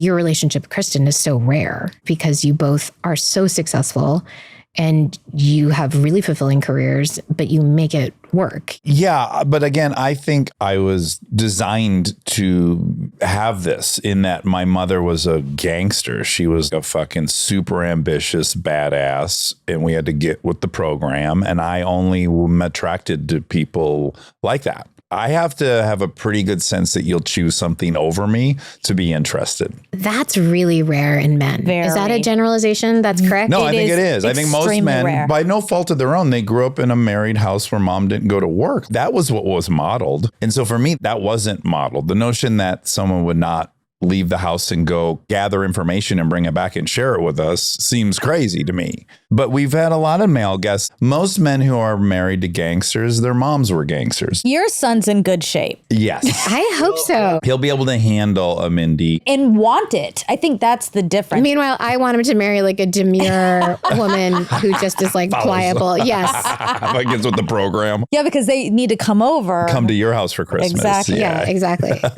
But I think it's really incredible. The idea of doing it by myself really scares me. So I love seeing it. It scared me for the longest time. And then it was Reese Witherspoon. I was getting ready to shoot a movie and it got delayed for some reason. And I was like, oh, well, I'm going to just wait. And she was like, do this. do not wait until it's too late. And no woman wants to tell another woman TikTok. Right. It's not feminist. It's kind of a bummer. Sure, but it's the truth. It's the truth. We were in her trailer in a field in New Zealand. She's like, if you want this, you have to do it now. Otherwise, and she listed some people that I knew of, but not known personally, some very famous women who waited and then it was too late. It's only possible because I waited till I was 37 to have my daughter because I had disposable income. I have my nanny, I have my dad who helps. Did your dad live with you? No, but he lives in West Hollywood. You wrote the sweetest little post about him. Maybe it was for Father's Day where he comes and takes care of the kids or, spins in the chair with them. Every single one of my children, he has picked up, taken them for like a 45-minute walk every single morning for like the first year of their life. And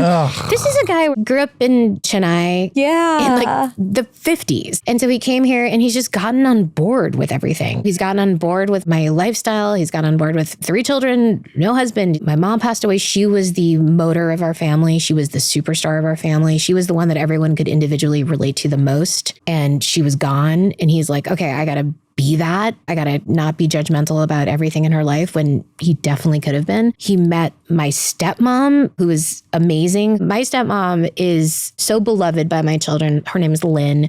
Born and raised in Santa Monica, a beautiful, nice Jewish lady who met my dad at their apartment complex. Amazing. Oh, wow. That was a meet cute at the apartment complex. Meet cute apartment complex. They met 2 years later, got married in my backyard. So he's gone through so much stuff, make a lot of generalizations about a man of a certain generation and what they're willing to do. And I even make fun of them on my shows about not being flexible. And he has been in complete defiance of those things. That's beautiful.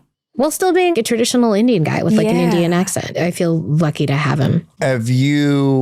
I'll just say my experience. So my dad died in 2012. I was going home nonstop to do it all. I think you did the same thing. Yeah. He was a dependent the last several years of his life. It was taxing and we were about to have a child. And when he first died, my truest feeling was relief. Did you mean a financial dependent? Yeah. And also emotional. Yeah. And the dynamic of if he called, I knew it was to get another thing. It was a hard thing to navigate. And so when he died initially, I just kind of felt relief. I don't have all the stuff I normally deal with. And I'm already busy. I was shooting on Parenthood, just directed a movie that came out. And then about 3 months later, I had the wave of like, oh boy, he's gone. And then obviously throughout the last 11 years of having kids, I go, oh my God, what do you love these girls? I'm like heartbroken. He didn't get to meet these little girls. He would have been so in love with them. And it's weird. My missing of him has only increased. It's taken the opposite trajectory I would have thought. It's remarkable how 2 things. It doesn't totally get easier when you love someone, but it's also surprised me how my relationship with my mom has continued in some ways. What you said about the last years of your dad's life, the one thing that TV and film does, I think that is such an injustice, is people are not at their best when they're dying. No, they're at their worst. They're scared, depressed. But in TV and film, you see things like Little Women and everyone's angelic and the best they've ever been before they die. And it is a lie. My mother was my best friend and she was a doctor and she was as stoic as it comes, but she was scared. And from the time she was diagnosed with pancreatic cancer to the time she died was 8 months. And she knew it was going to happen. And she knew exactly the trajectory of it because she was a doctor. And she was so frightened and negative. We were all relieved because she wasn't in pain. That feeling actually made me feel so much guilt. You've seen it get really, really ugly. And my dad's same, like diagnosis to death, 4 months. There's no treatment for small cell carcinoma. It's not going to happen. But that whole 4 months, you're like, how ugly will it get? Well, I have to decide at some point. He went out relatively peacefully. I'm relieved about that. My mom, too. It was better that my mom went in 8 months than in 4 years. My memories stopped being about the last couple of years, and my memories and my dreams, he'd be younger in them. I was able to remember the stuff that came before it, yes. The illness. That was a challenge for me. I really had to do that because a lot of times I would try not to think about her because it would make me feel too sad. And I was like, well, she wouldn't want that. The thing with the kids, though, there's so much, of course, that's so triggering where you're like, oh my God, my mom would have loved this. Oh my God, now I understand why my mom did this. And to not be able to call her and be like, when I was 12 and such a pain in the ass and you were just trying your best and I was being difficult about that. I wish I could just call her and be like, I'm so sorry. As parents, though, you don't need that. Yeah, it's true. You don't need your kids who are being assholes to, in 30 years, call you and be like, remember when I did that? I'm sorry. That's I don't know. for I'm you. pretty petty. I think I would enjoy it to be like, thank you. Finally. That Finally. was really hard. I've been waiting. I mean, yes and no. It's nice, but you don't need it. Do you have a thing, Dax, with your daughters? My daughter, she's 7 now, and she says stuff that's just chilling to me, where it's so soulful, and I wish I could help her. We're transitioning from Legos into bed, and the transitions are hard for her. She wants to keep everything going. My son just can move on. Hey, let's do that. He'll ask once, I'm like, no, and he'll be fine. But my daughter, every night in negotiation, she says to me, when can I be in charge of what I want to do? And I was literally just like, I am so sorry. It's not going to be for a long, long time. You're 7, but I know that feeling. She always says that she hates eating. And she's like, why do we have to do this 3 times a day? Sure. And I love eating, and I just like look forward to my meals, but I wouldn't want to eat the kids' food, but she can't eat spicy food or interesting food, but it's so repetitive and boring, and you have no autonomy. And I just sit there and I'm like, I wish I could just let you be Drew Barrymore. Let's go to the club. Let's go do Hit the it. fucking street. You want to drive? Let's go. I love those moments because, of course, I relate so much. I'm I like, oh, me relate. too. I just wanted, like, when can I call the shots? I don't agree with anything that's happening around me, and I just subject to it. And so I go, oh, I love it. It's fucking maddening. Both of our kids are so stubborn, but I have so much gratitude. They're stubborn. Everyone I know and like and respect and has done the things I've wanted to do. Stubbornness is, I think, an essential ingredient.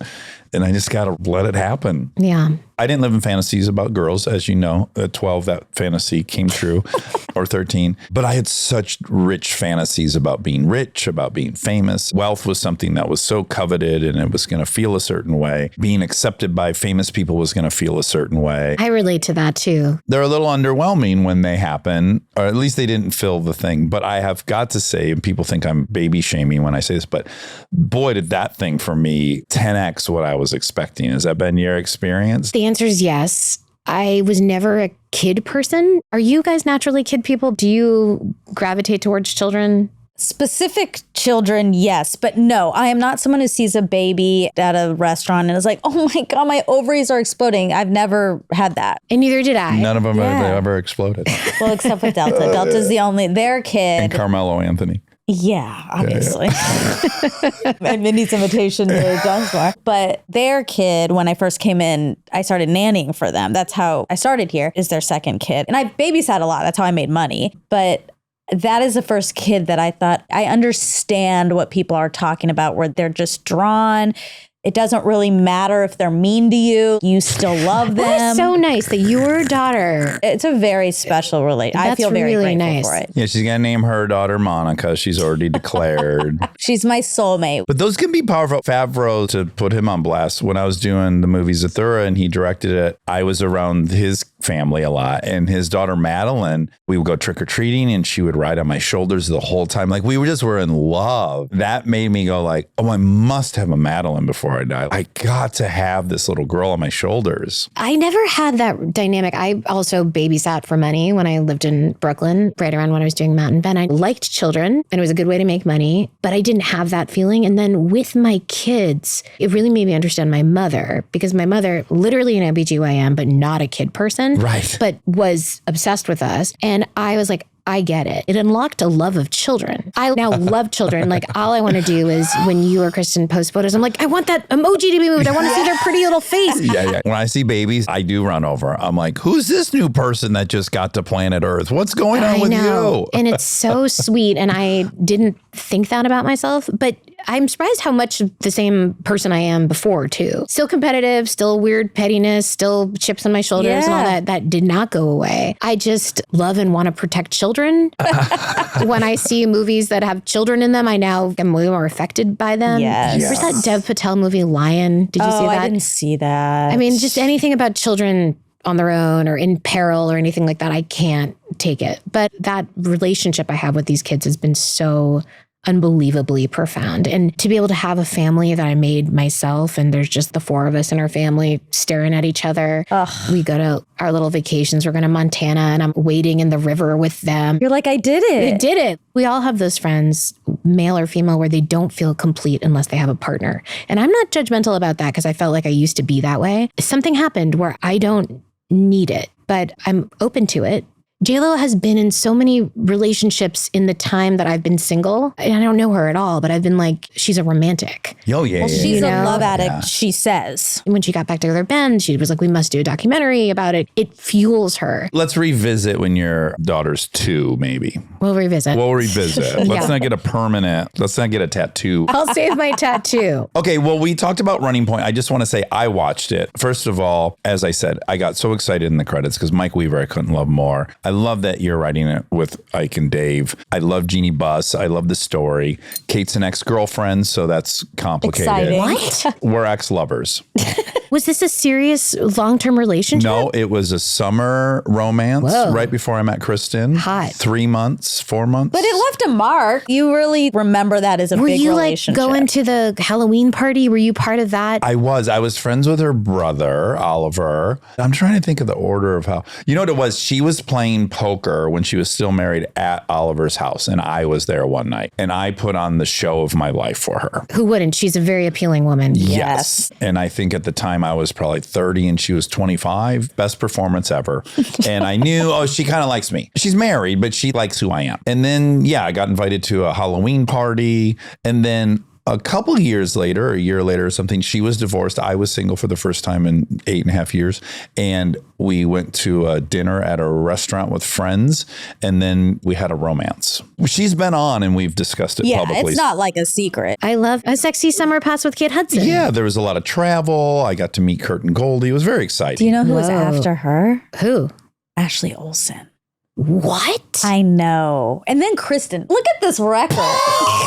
Well, the Ashley Olsen's so cool too because she's so elusive. Exactly. The row. I mean, I'm obsessed with them. fashion-wise. Are you obsessed with her? Because Monica is obsessed. With the row. I'm obsessed with the row. I think because they're so out of culture, I actually haven't been able to become obsessed with them because I know so little about them. Why though? But the row is expensive for me and I'm rich. I know. I know. I know. I look at the row and it's like a sitcom. I'm like, is there an extra zero on that? I know. Is this someone's telephone number? Right. Listen, why? And Oh, but wait, you it's also good. Doesn't find slow that it's so Monica down. expensive, and then you find people that you deem yourself to be more rich than who are wearing the row. That's you and me. You are definitely more rich than me, but I don't have 3 children. and you're head to toe in the row. I'm often head to row. Now I'm like, I know you guys are doing well. What if she's like old Indian money? She doesn't have old Indian money. She has nouveau rich I'm still podcast waiting money. for that windfall of the old Indian money to appear. He's super talented. Trevor Noah, on the news, they were like, he just purchased a house for $28 million in Brentwood or something. This was 3 years ago. I think it said he's like one of 4 homes. And I was like, That is damn, Daily shocking. Show money. And then they're like, No. no, it's a stand-up. These stand-ups are making tens of millions of dollars. They earn it. They do. They Oh, do they live on the so many road. shows. Now, I'll say this. The thing I should have done if I wasn't a comedy writer is finance. I love making money. Yep. I love knowing about people's money. I love the Gilded Age in New York. The patrician class. I think it's great. I think everyone on the front of their house should say how they bought it. Yes. If it was through their money, their wives, they inherited it. Because otherwise, love that. it's too much. Like Trevor Noah, I'm going to tell him this if I see him this Oscar season at a Yes. party. He should write stand-up tour furnished by Daily Show money, 62 dates At for this 10,000 home. seats a venue. I think when you don't have family money and you aren't from old money, I mean, literally my bio and my Instagram is new money. I think it's fascinating. No, me too. We have to talk about this because I wonder if this is an Indian thing, maybe a little bit, because there's a big backlash in America against people with money. Oh, yeah. There's like almost going to be an agrarian revolution. Everyone hates billionaires right now. They're like, you're not relatable if you're rich. And I thought the goal was to become one of these people. I grew up hearing be successful. That Yeah. means that. Yeah, we have a different playbook, I think. I think so. I'm not on board with hating. I mean, look, I don't like everything all these billionaires are Well, doing. billionaires are a different thing. And none of them are paying taxes. They sort of are exempt from the daily indignities the rest of us have to do, which is True. not fair. It's made them all weird, to be fair. Yes, it's made them all weird. In my 20s and 30s, you would hear, did you know Olivia Munn invested in Uber in the first round and now she has $27 billion? And you're like, why isn't anyone inviting me? Yeah. And then the 4 things that I do invest in make famously zero. Sure. I'd like to think that I'm only obsessed with money and how people get it, because I think it would be so nice to have so much with my children that I could just go teach. I'd love to go teach TV writing or teach Latin or one of these other things that's interesting to me. I could travel. I'm obsessed with it too. And I admit all the time, I'm a very greedy pig. Okay, well, I want to make sure we talked about Running Point enough. As we discussed, I saw it. It's great. I blew through 3 of them, intending to only watch one. That's really nice. And I love everyone in it. Justin Theroux's very funny in it and a cool guy. He's so handsome. He is a great looking guy, great body, Oh, beautiful. but I think he's comparably funny to his looks. And smart. I'm friends with him. Okay, I don't know him really. So I gave birth on Sunday and the show started shooting on Monday. Okay, so you missed the table read. I came a week later and I met him on set and I was watching dailies, obviously, but we had almost like a parasocial relationship because I'd seen all the dailies and I obviously know of him and the way that you guys talk about him and Smartless Guys talks about him and everything, but I've only had a couple short conversations with him, but he's very funny. He's very, very funny and he's very well read. Oh, I didn't know that. Oh, yes. stylish. Yes. He is tangentially related to Henry David Thoreau. Really? Yes, he comes from good stock. He's the opposite of what? He's not new money. No. And Kate's great. We love seeing her do this. You were already obsessed with her as a rom-com person. Yeah, she's good at portraying anger in a way that it's still sort of palatable. Networks don't like when women scream at other people, especially their employees. They're just like, well, nobody wants to see that. And yet she can do it in a way where you're like, let that billionaire get what she wants. Yeah. It's funny because I'd worked on 2 shows with more unknown casts. I'd done College Girls, which has a like amazing cast, but were relatively unknown. And then Never Have I Ever, where we really were trying to find people. And it was kind of fun to do this show where she was just like a pro.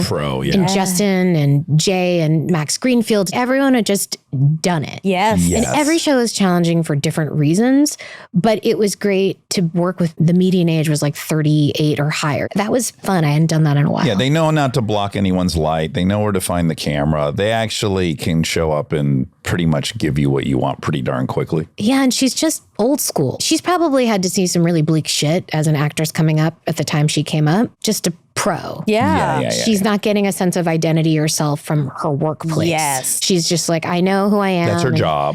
She's good at it. And Brenda Song is such a pro too. I mean, she was a child actor who came in and super She's funny. so great. Ike's dad is in it, which Yes. delights me Alan because Barinholtz. he was so good in jury duty. And I'm like, this guy, I can't believe he was a judge. He was born to act. I'll tell you what's funny about Ike's dad's being in it is because we really wanted him to come play this part. He's the family lawyer, which is great. Of an Which old he school, was a judge. multi-generational. Was he a judge or a lawyer in real life? In real life, he was a lawyer. He played a judge On jury duty. duty. Yes. Okay. And now he's playing a lawyer. Okay, got it. But he had been on jury duty, which was a very hot show. I loved it. Oh, us too. And he was very good on it. I think he was like one of the best Incredibly. parts of the show. Absolutely. So for this one, we were like, you know, it'd be great, like, as if your dad could come play this part. But my knowledge of him is like the guy I used to have Thanksgiving with before I had children. And then we heard through casting that his agent's like, they have a counter. And I was like, what? Good for that. Well, he's a lawyer. Good for him. Well, Mindy, we waited a long time, and I'm so happy you I finally hope it said lived yes. up. It was This worth is it. so fun, you guys. We love you. We Yes. do so This much. is really nice. I loved being here. I'm really such fans. I love what you get out of the people you talk to. It's really incredible. I know you've done 800 episodes. You might be 800.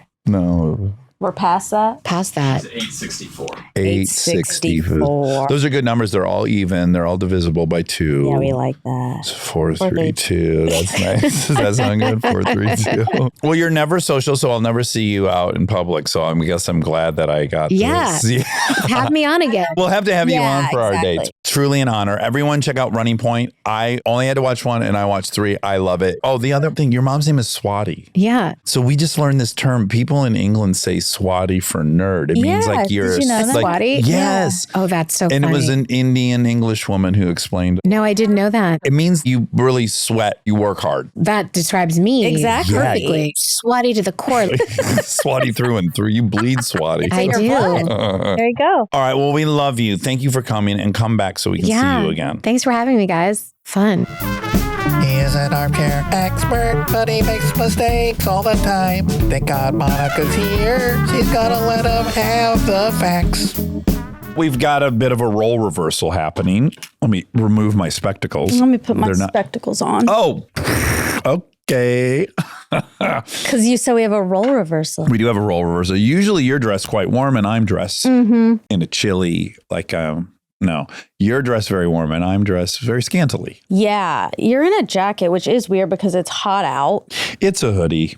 I don't know if I'm going to say it's a jacket. Oh, you think they're different? That's really, really piecing. You don't think a sweatshirt and a jacket are different? I think a sweatshirt and a jacket are different, but I think a hoodie Is a jacket. Is a jacket. Because it has a zipper? Yeah. So if something has a zipper, you upgrade it to jacket status. Or coat. If your Uncle Jack climbed up on the roof of the house and the ladder fell over, would you help your Uncle Jack off? Oh my God. Why did you say that? Have you ever heard that one? No. There was a lot of gold in the hallways of Spring Mills Elementary. That's from way back in 83, I think. Wow. Yeah.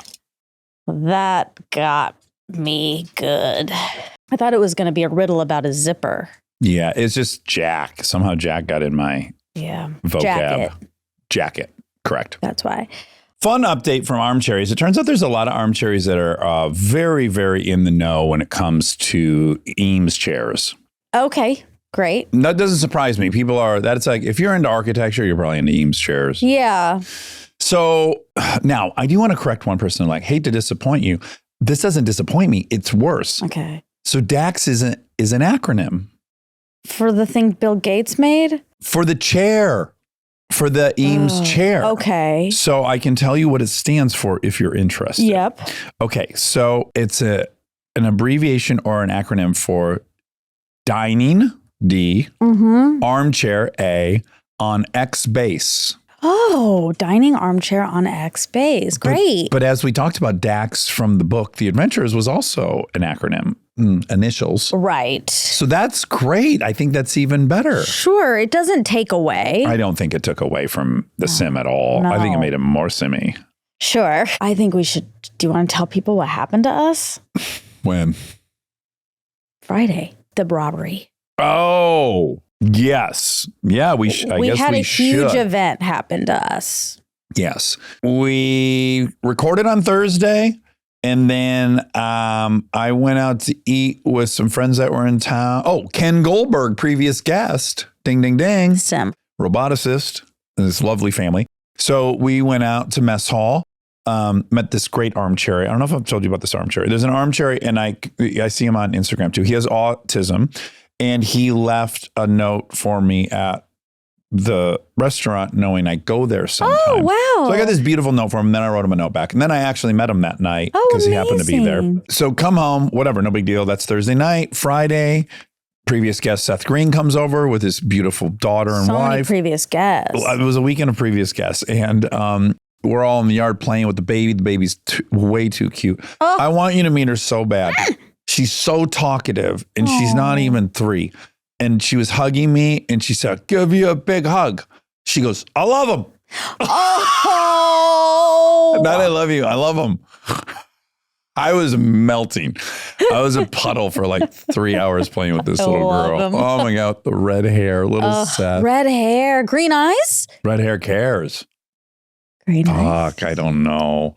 Okay, anyways, Claire got thirsty. We were in the yard, so I was like, I'll just run into the studio and grab some water out of the fridge.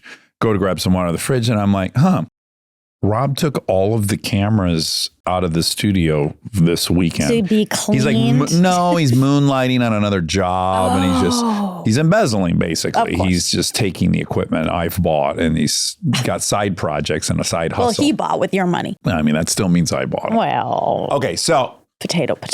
Also, I need to say, earlier in the day, this is relevant. It's very relevant, actually. I took a long bike ride. I pull him into my driveway. Carly's pulling out. She's got the window down. She's like, "Do you want me to get away?" And I'm like, "What?" And then I slowly start turning around on my bicycle. And then I'm like going like half a mile an hour while I'm trying to talk to her, right? And I have the clip-on bike shoes in, which I'm still an amateur at. Right. And so I have this moment where I'm about to fall over, but I can't pull my foot off the pedal to stop. So I just fell over like a sheet of plywood. I just fell. It was it was the stupidest fall of my life. Just imagine being on a bike and letting yourself go completely 90 degree. Wham. Did it hurt? No, it wasn't nearly as bad as a skating accident on my birthday. Oh, yeah. Okay. Right. Yeah. Thumbs up. Yeah. Fall guy. Yeah. So I broke my phone when I hit the ground. I guess I hit hard enough that between my thigh and the cobblestone, I broke my phone. Right. So I'm like, yeah, that but sucks. I got to add, I'm driving to the mall, which I don't normally do. This is like it's going to be a 3-hour ordeal, right? And I can't get my phone to turn on. I've tried every protocol. I've held all the buttons for all these different ways. And I'm just like praying that I can get a new phone and they can transfer everything at the Genius Bar. And I get there. And of course, the woman turns my phone on. It turns right on. Oh. Yeah. Oh, my. I told her I compare it to when you've been sick for like 2 weeks. You finally decide to go to the doctor. And in the exam room, you feel wonderful. Yeah. You're like, fuck, it's over right now that I'm at the doctor. Yeah. So that was happening. Now cut back to in here, realizing none of the cameras are here. I can't call Rob because my phone is broken and it's transferring for 9 hours. So then I have Carly call Rob. I say to Rob, let's act it out, Rob. Hey, what's going on? Not much. What's going on? Hey, did you take all the cameras out of the studio? Nope. You don't have the cameras? No, definitely not. Okay, well, we were robbed. Oh, what else did they take? I don't really know. I just discovered all this. So whatever. Yeah, that's my that God. conversation. Rob. And then I asked Rob, will you come take stock? I don't know what all gear is in Rob's zone. Yeah. So Rob comes over. Now this is what sucks. Now I'm really kind of distracted for the rest of my play date with Seth's daughter, which is a bummer because I love them.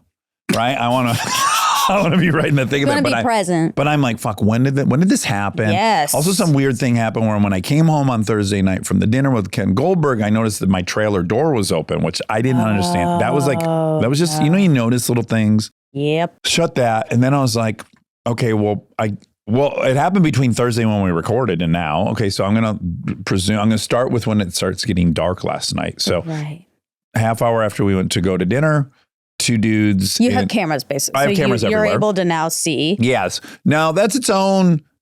That takes a long time. What camera am I looking at? I don't know where they came at on the property. Yeah. So I do waste a good hour looking at footage I don't see anything. But then I see that they have jumped over the pedestrian gate. They're in full masks. And then they went up into my gym. I'm watching this now all on all the cameras. Right. They go into Kristen's office. They come out. They go up into the attic. They go down into the studio. They take all the cameras. They head out. It's 10 minutes. That's it. Start to finish. And the very frustrating thing is on camera, I see them. They exit the house with all this gear and they have 2 Lime scooters parked against the wall. That's so weird to me. Full masks, okay? Not like fucking COVID masks. Yeah. I'm talking full masks. Yeah. One of our neighbors pulls in, headlights bright on these 2 guys with full masks holding a bunch of stolen cameras, loading it on a bird scooter, and they just cruise by. Yeah. And they don't call anybody. So I was a little bit like, oh my God. Yeah. I mean, if I roll in, I see, I'm out of the car. It's on. Oh. Oh, anyways, I don't recommend that to whoever that was. Yeah. But I would call the police. I wouldn't have got out of the car. I would have called the police and I would have followed them on the fucking scooters in a car. They can't outrun you. I would have stayed with them while I was on the phone with 911. They had cameras, I think is what they had. Lots of expensive cameras. You have to be careful in these situations. The thing that I find rough about that, I was like, you can afford to replace the cameras. It sucks. They're expensive. Really sucks. It really sucks. It is quite an expensive ordeal.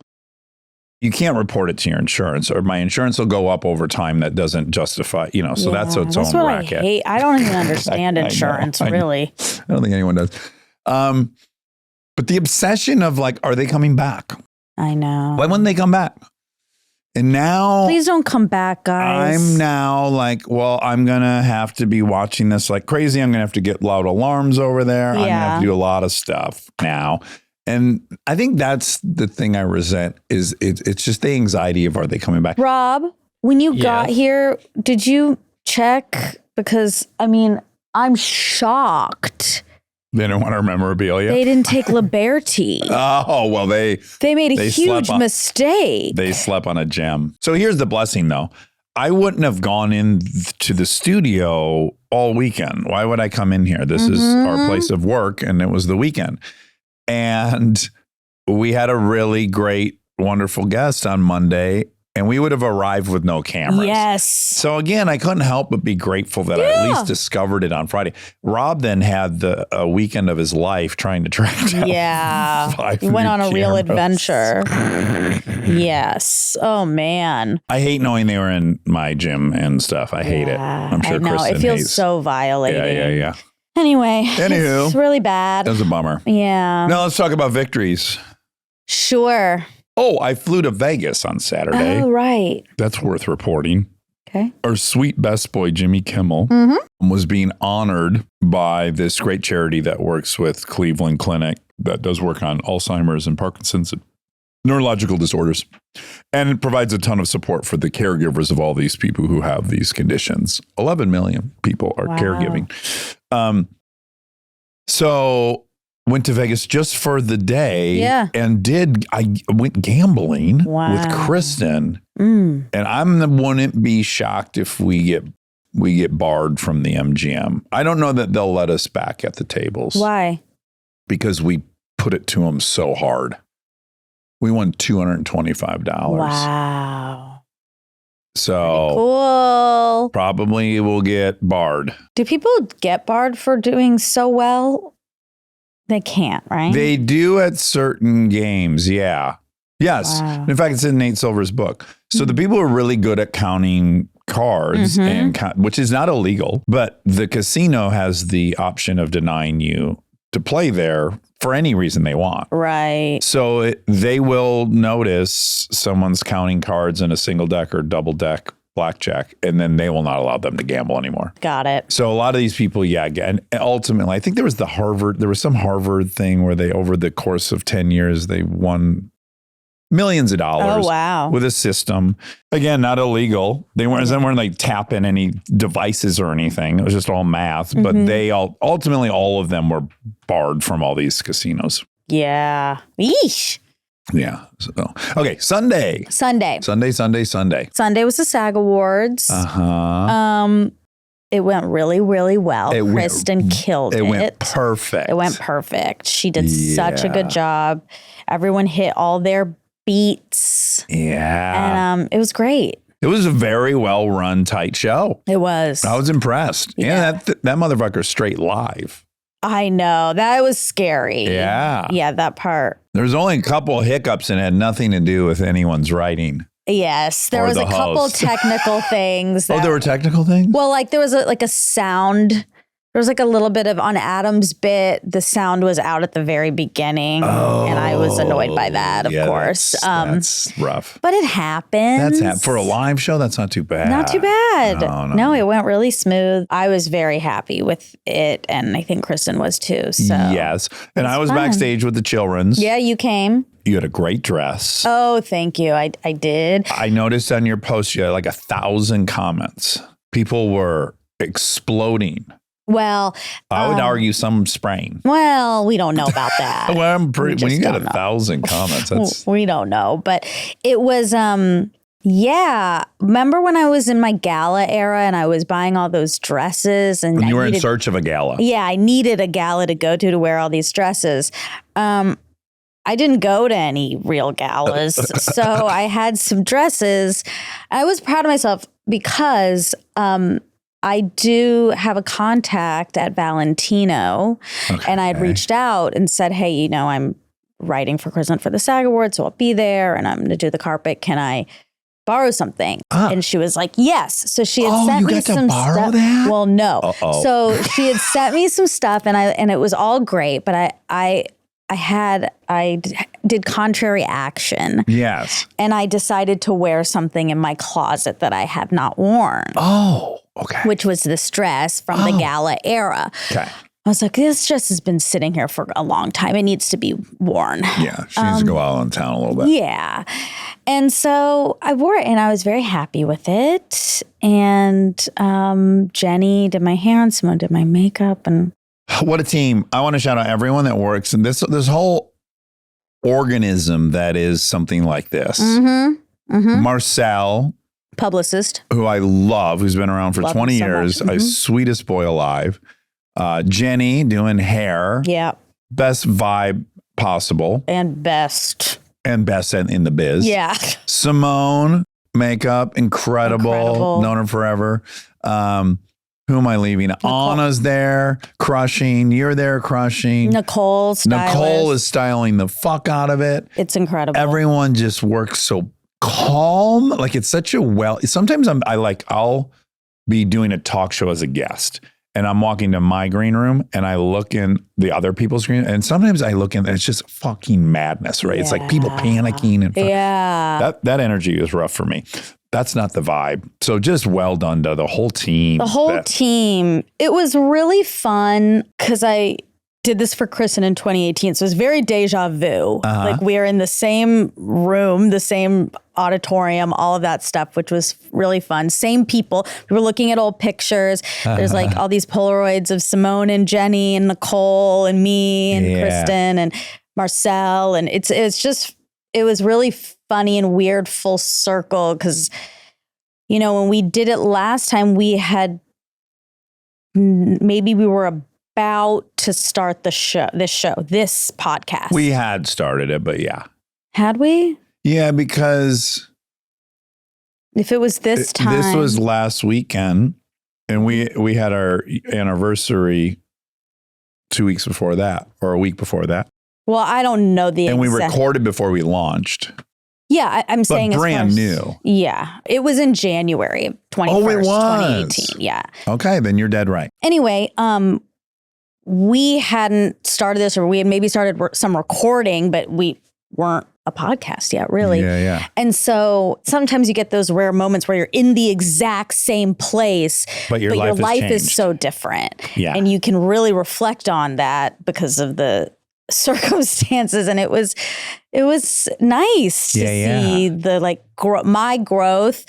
But yeah, so it was special to have that, and it did remind me that was such a fun job. Like being around all those people and energy. doing that and the energy, and yeah, it was nice to sort of drop back into that and also see Anna in this position that I was in and her just like killing crushing it. Yeah, it was really nice. Yeah, It was really sweet nice. night. Yeah. I was happy for all the ladies. Yeah. Yeah. Yeah, Kristen did such a good job. Oh God. She can also she is so calm and confident. It's boggling. Yeah. She's so chill and fucking not in a hurry. Nope. She's like a great comedian that's not in a hurry to stand up.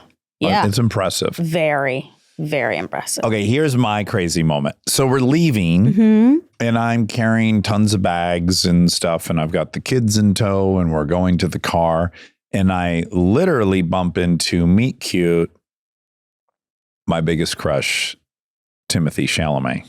Yes, Timothy was he ducked into our area for a minute to take a phone call, and I walked in and he was just standing right there, which was quite fun. Yeah, he was hanging in the hallway with his mom when I bumped into him. Yeah. And I go, hey, first of all, he's much taller than I was expecting. He is, yeah. Tall boy. Mm-hmm. Oh, he's so dreamy. And I go, oh my God, I'm so horny for you. Mm-hmm. And he goes, oh, thank you. And I go, I can't believe how into your career I am. I'm following it like I'm a teenager. And he's like, oh my God, thanks, dude. I tap danced away from that interaction. I was smitten. Nice. I loved his speech. Mm-hmm. We talked on the way home about it. Kristen was like, it's weird to hear someone admit they want to be great and they want to be like Brando and all these people. Mm-hmm. And I go, but why? If you're a snowboarder, you would say, I want to be the next Shaun White or I want to be Jordan. That's what you should. If you're entering into an endeavor as your main focus of your life, you should damn well be trying to get to the greatest it's ever been done. Totally. I loved it. I thought, why is everyone acting like they don't want to be that? That's awesome. Yeah. I agree. Yeah. It just goes to show when you love somebody, whatever they say, you kind of like it. No, I agree. It's honest to say I think what people might be confused, I don't know. Maybe they think he's talking about fame, but he isn't. He's not. Yeah. No, he would have said Burt Reynolds or sure Ben Affleck. Sure. Ultra famous. Yeah. Yeah. So that was exciting. Great night, fun. Great night. Great night. Great night. Stay tuned for more Armchair Expert, if you dare.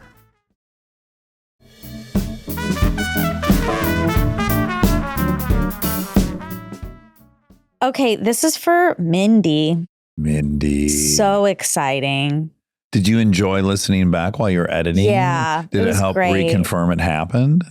Yeah, we have been waiting for so long. Some people on my post, I posted a picture that was teasing an episode, and it was this one. Some people were right. They guessed Mindy. Yeah. Yeah. So that was exciting. Okay, really quick. Jordan food poisoned. Was he food poisoned? Was he? Yes. Yeah. Well, it was Pizza Hut. He ordered pizza. He ordered pizza before Game 5 of the 1997 NBA Finals, also known as the flu game. Right. I just want to add, I've had Pizza Hut a couple million times, and I've never had food poisoning. I don't know how you would get how a bacteria would still be alive after it goes through the oven. This lends itself to the conspiracy theory, I think. It does. Okay, so hit us. But also maybe he got meat on it, and the meat was mad cow. No, you blast even mad cow. You blast that in the furnace, it's dead. Mad cow. Mad cow. Oh my God. Where my mad cows at? Okay, his trainer, Tim Grover, and friend, George Kohler, were with them when the pizza arrived. Grover said he had a bad feeling about the pizza. Jordan woke up at 2:30 throwing up and couldn't hold anything down. Wait, didn't you say 5 guys delivered the pizza? Yeah, last time it said that. So that to me is what's very problematic. 5 guys delivered the pizza. If 5 guys show up to deliver a pizza for me, I'm not opening the door. They're going to rush in. I know, but then rush in. I'm not saying Russians are all home invaders. I'm saying rush in. Rush space in. Yeah. But some rumors just say he was hungover. Oh, that's a fun rumor. The poison pizza is some people don't believe it. This reminds me of, you were too young to really watch People's Court a lot, right? Did you ever watch People's Court? No. It was the precursor to Judge Judy. Yeah. And there, let's see, Doug Llewellyn was a commentator. He would name the cases. And this was like someone who ordered a pizza suing the pizza delivery guy. Uh-huh. And Doug Llewellyn called it the case of the painful pepperoni pizza. Oh, God. And it was so memorable. Okay, now this I'm going to play. This is Jay Moore's Christopher Walken. Oh, I just played it last night. Can you please tell the Christopher Walken story? First time I met Christopher Walken, I go to say hi to him. As I'm walking up to him, the first thing he says to me is, I can see you coming. I'm like, because I'm introducing myself. I'm not a Vietnamese sniper working a tree line. Like that's how, no offense, it's how introductions work. And before I say anything, he goes, I can see you coming. I had my Rottweiler with me. He goes, I can see your dog too. And I go, her name is Shirley. And he says, who cares? And I thought he cared because he brought it up. And he goes, I got to know what happened to your dog, Shirley, Rottweiler. What happened to your dog's tail? It's gone. Where did it go? It's okay, you can tell me. And I'm just standing there like in this driveway going, where the fuck is my dog's tail? And then he gets like real close to me and he goes, it would be great to have a tail. And I'm cool, right? So I look back at him and I go, why? Why is that? And he goes, come on, if you had a tail, everyone would know. If you were angry or upset, they'd see you. They'd see you coming up the block. They'd say, get back. Look at his tail. He's crazy. And I go, well, you probably mean happy. Like people know if you're happy. If you have a tail, you'd wag it because you're happy. And he goes, maybe you and your tail. Yeah, he just cut the ring off on me, right? And then he looked at me like it's my turn to talk. I've done nothing. I looked down at the dog and the dog's like, nah, not me. I go, would you rather be able to fly or have a tail? This is what I got out. And he goes, a tail, of course. I go, you'd rather have a tail than be able to fly? He goes, you could always get on an airplane with your tail. funny. So funny. So he's married to. Yes. That's so crazy. This was exciting. Jeannie Buss, Yeah. owner of the Liqueurs. Still never been to a game, and I would really like to go. You've never been to a game? Uh-uh. You got to figure that out. It's a party. In fact, I just saw Instagram yesterday of Will Ferrell and Chad Smith, drummer for the Chili Peppers. You know, they look identical. Oh. Type in Chad Smith. Your horns are gonna fall off your head. Let me see. And they're nodding back and forth to each other and doing a whole thing. Wow, that that was is all crazy. He's also like 6'4". He's tall like Will as well. Yeah, so they were like both at the game and they were making a real look. Oh They my went God, on that is Conan. so Look, funny. it's fucking freaky. If Chad's nose was just a little narrower, there's no way to tell them apart. Wow. They really look like twins. That's crazy. Twinsies, twinning. We still need a twin expert. Okay, Mindy made a remark about Olivia Munn investing in Uber in the first round. It was kind of a joke, but she did. Oh my God, she's rich. She did. She invested in Uber at a $290 million Valuation. when it was still a private company. And now Uber is worth, it says 157.82 billion market cap. Whoa. Should I look up what Bitcoin is today? No, Why? because we're tanking it, right? And Well, we don't have it. But people are gonna connect that since we started reporting, it's been going down, and then they're gonna attack us under the veil of night. What is that? Go ahead, tell me. Yeah, I think the joke's worth it.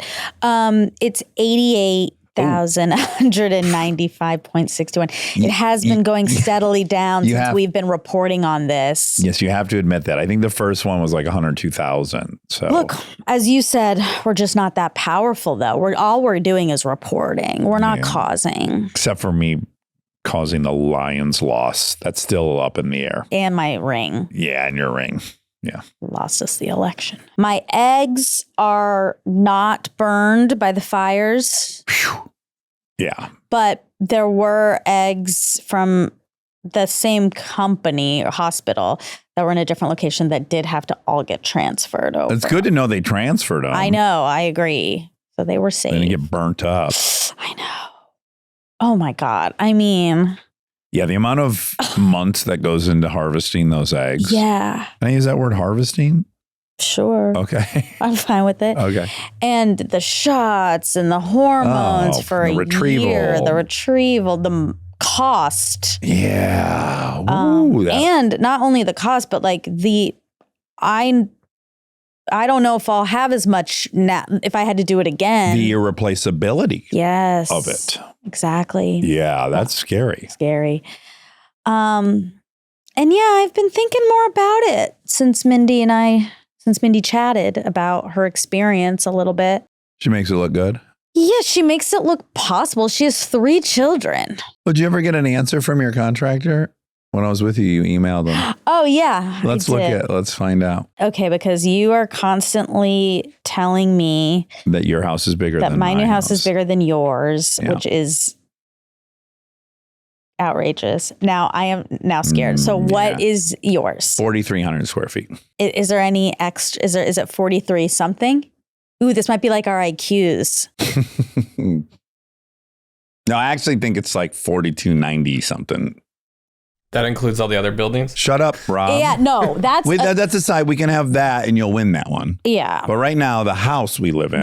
No. Not this studio. I'm not counting the studio. Well, you should count it too then. More than just the studio. No, I can't because I can't come here and get water like you did for Claire. I appreciate it. You would have figured out the cameras were stolen a little earlier. No. Anyways, what's your house? So we're getting distracted. The only thing on my property is 43 80 45 40 4,345 square feet. Yeah, and that's what I saw in your plans. So we got an extra 45. Yep, you have a bigger house than we do. Okay, but you understand, like, that's crazy what you're saying, right? We really can't agree on this, that the fact that you have a main house with bedrooms. Yeah. A guest house. Yeah. a garage with an office and a gym above it. separate. Yeah, so these are all great then points. the attic and Those the are garage. great points. But I have one counter that's again, you're going to have to acknowledge how powerful this is.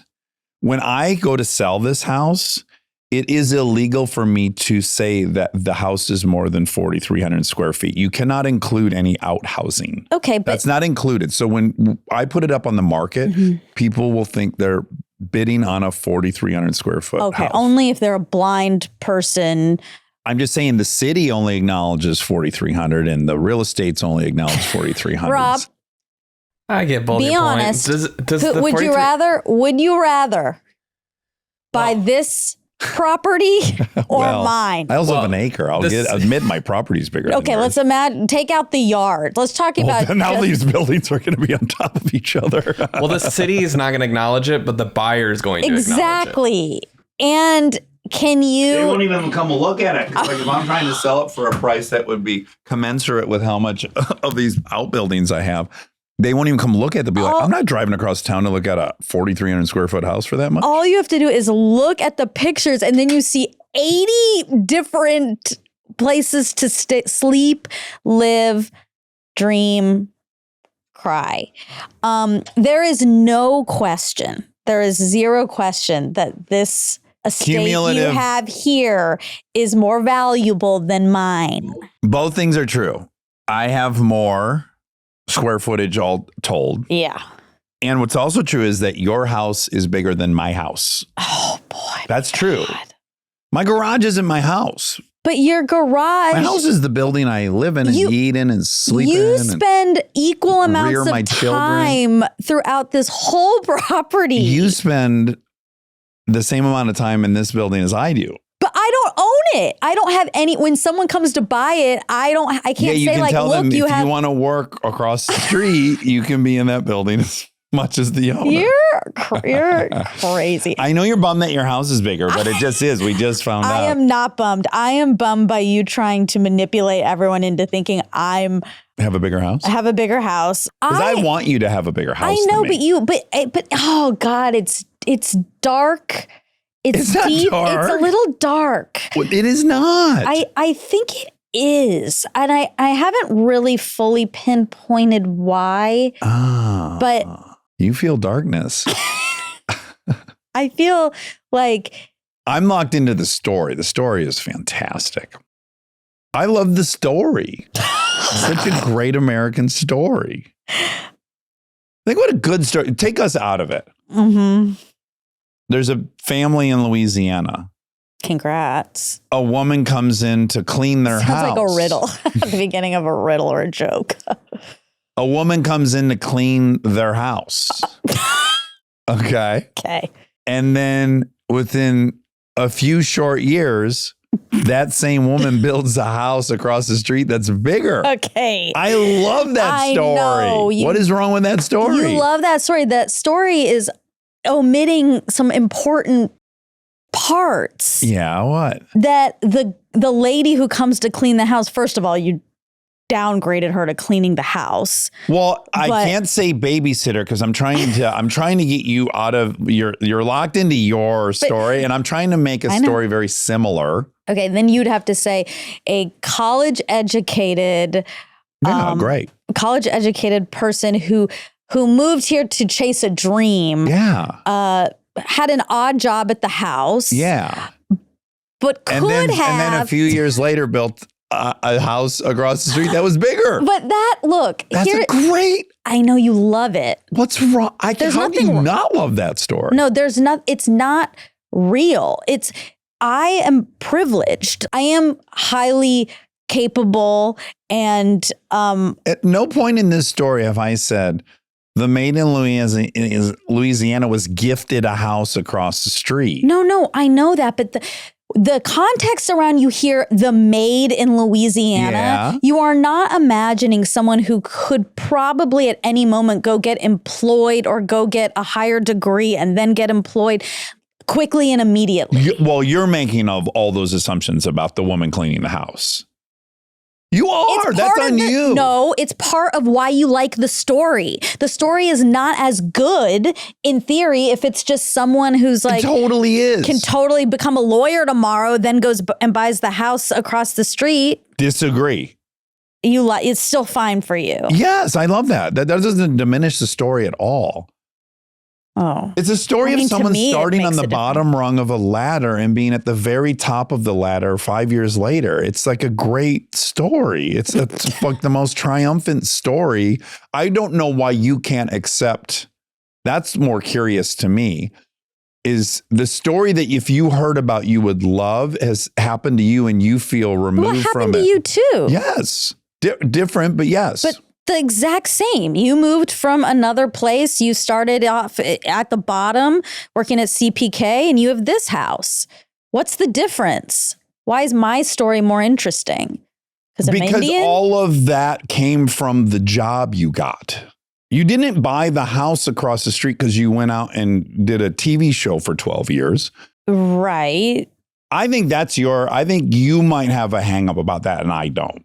Well, what do you mean? You directly rose through this household and ended up going into business with one of the owners of the household, which created all this. Yeah, that's great. That's a different story than mine. I have a great story, but it's a much different story. Sure. I cobbled together 25 different acting jobs before I bought the house. It's not a story of me. This is a story of someone entering GM and becoming the CEO. Yeah, I see what you mean. I see what you mean. Yeah, I guess maybe it feels different to me because that wasn't the intention, I guess. Yeah, like if you started at GM and become the CEO, that's probably your intention is to like maneuver your way to the top. But I guess we invented the top in some ways. So that, yeah. I don't know. I love it. Yeah, I just think I love the story. And it's an even better story, I think, if your house is bigger. Well, I guess you're in luck. Oh, and that's a ding, ding, ding, because she wanted people to write on their house how they made their money. Yeah. I guess this would probably satisfy her greatly, this debate. All righty. All right. Love you.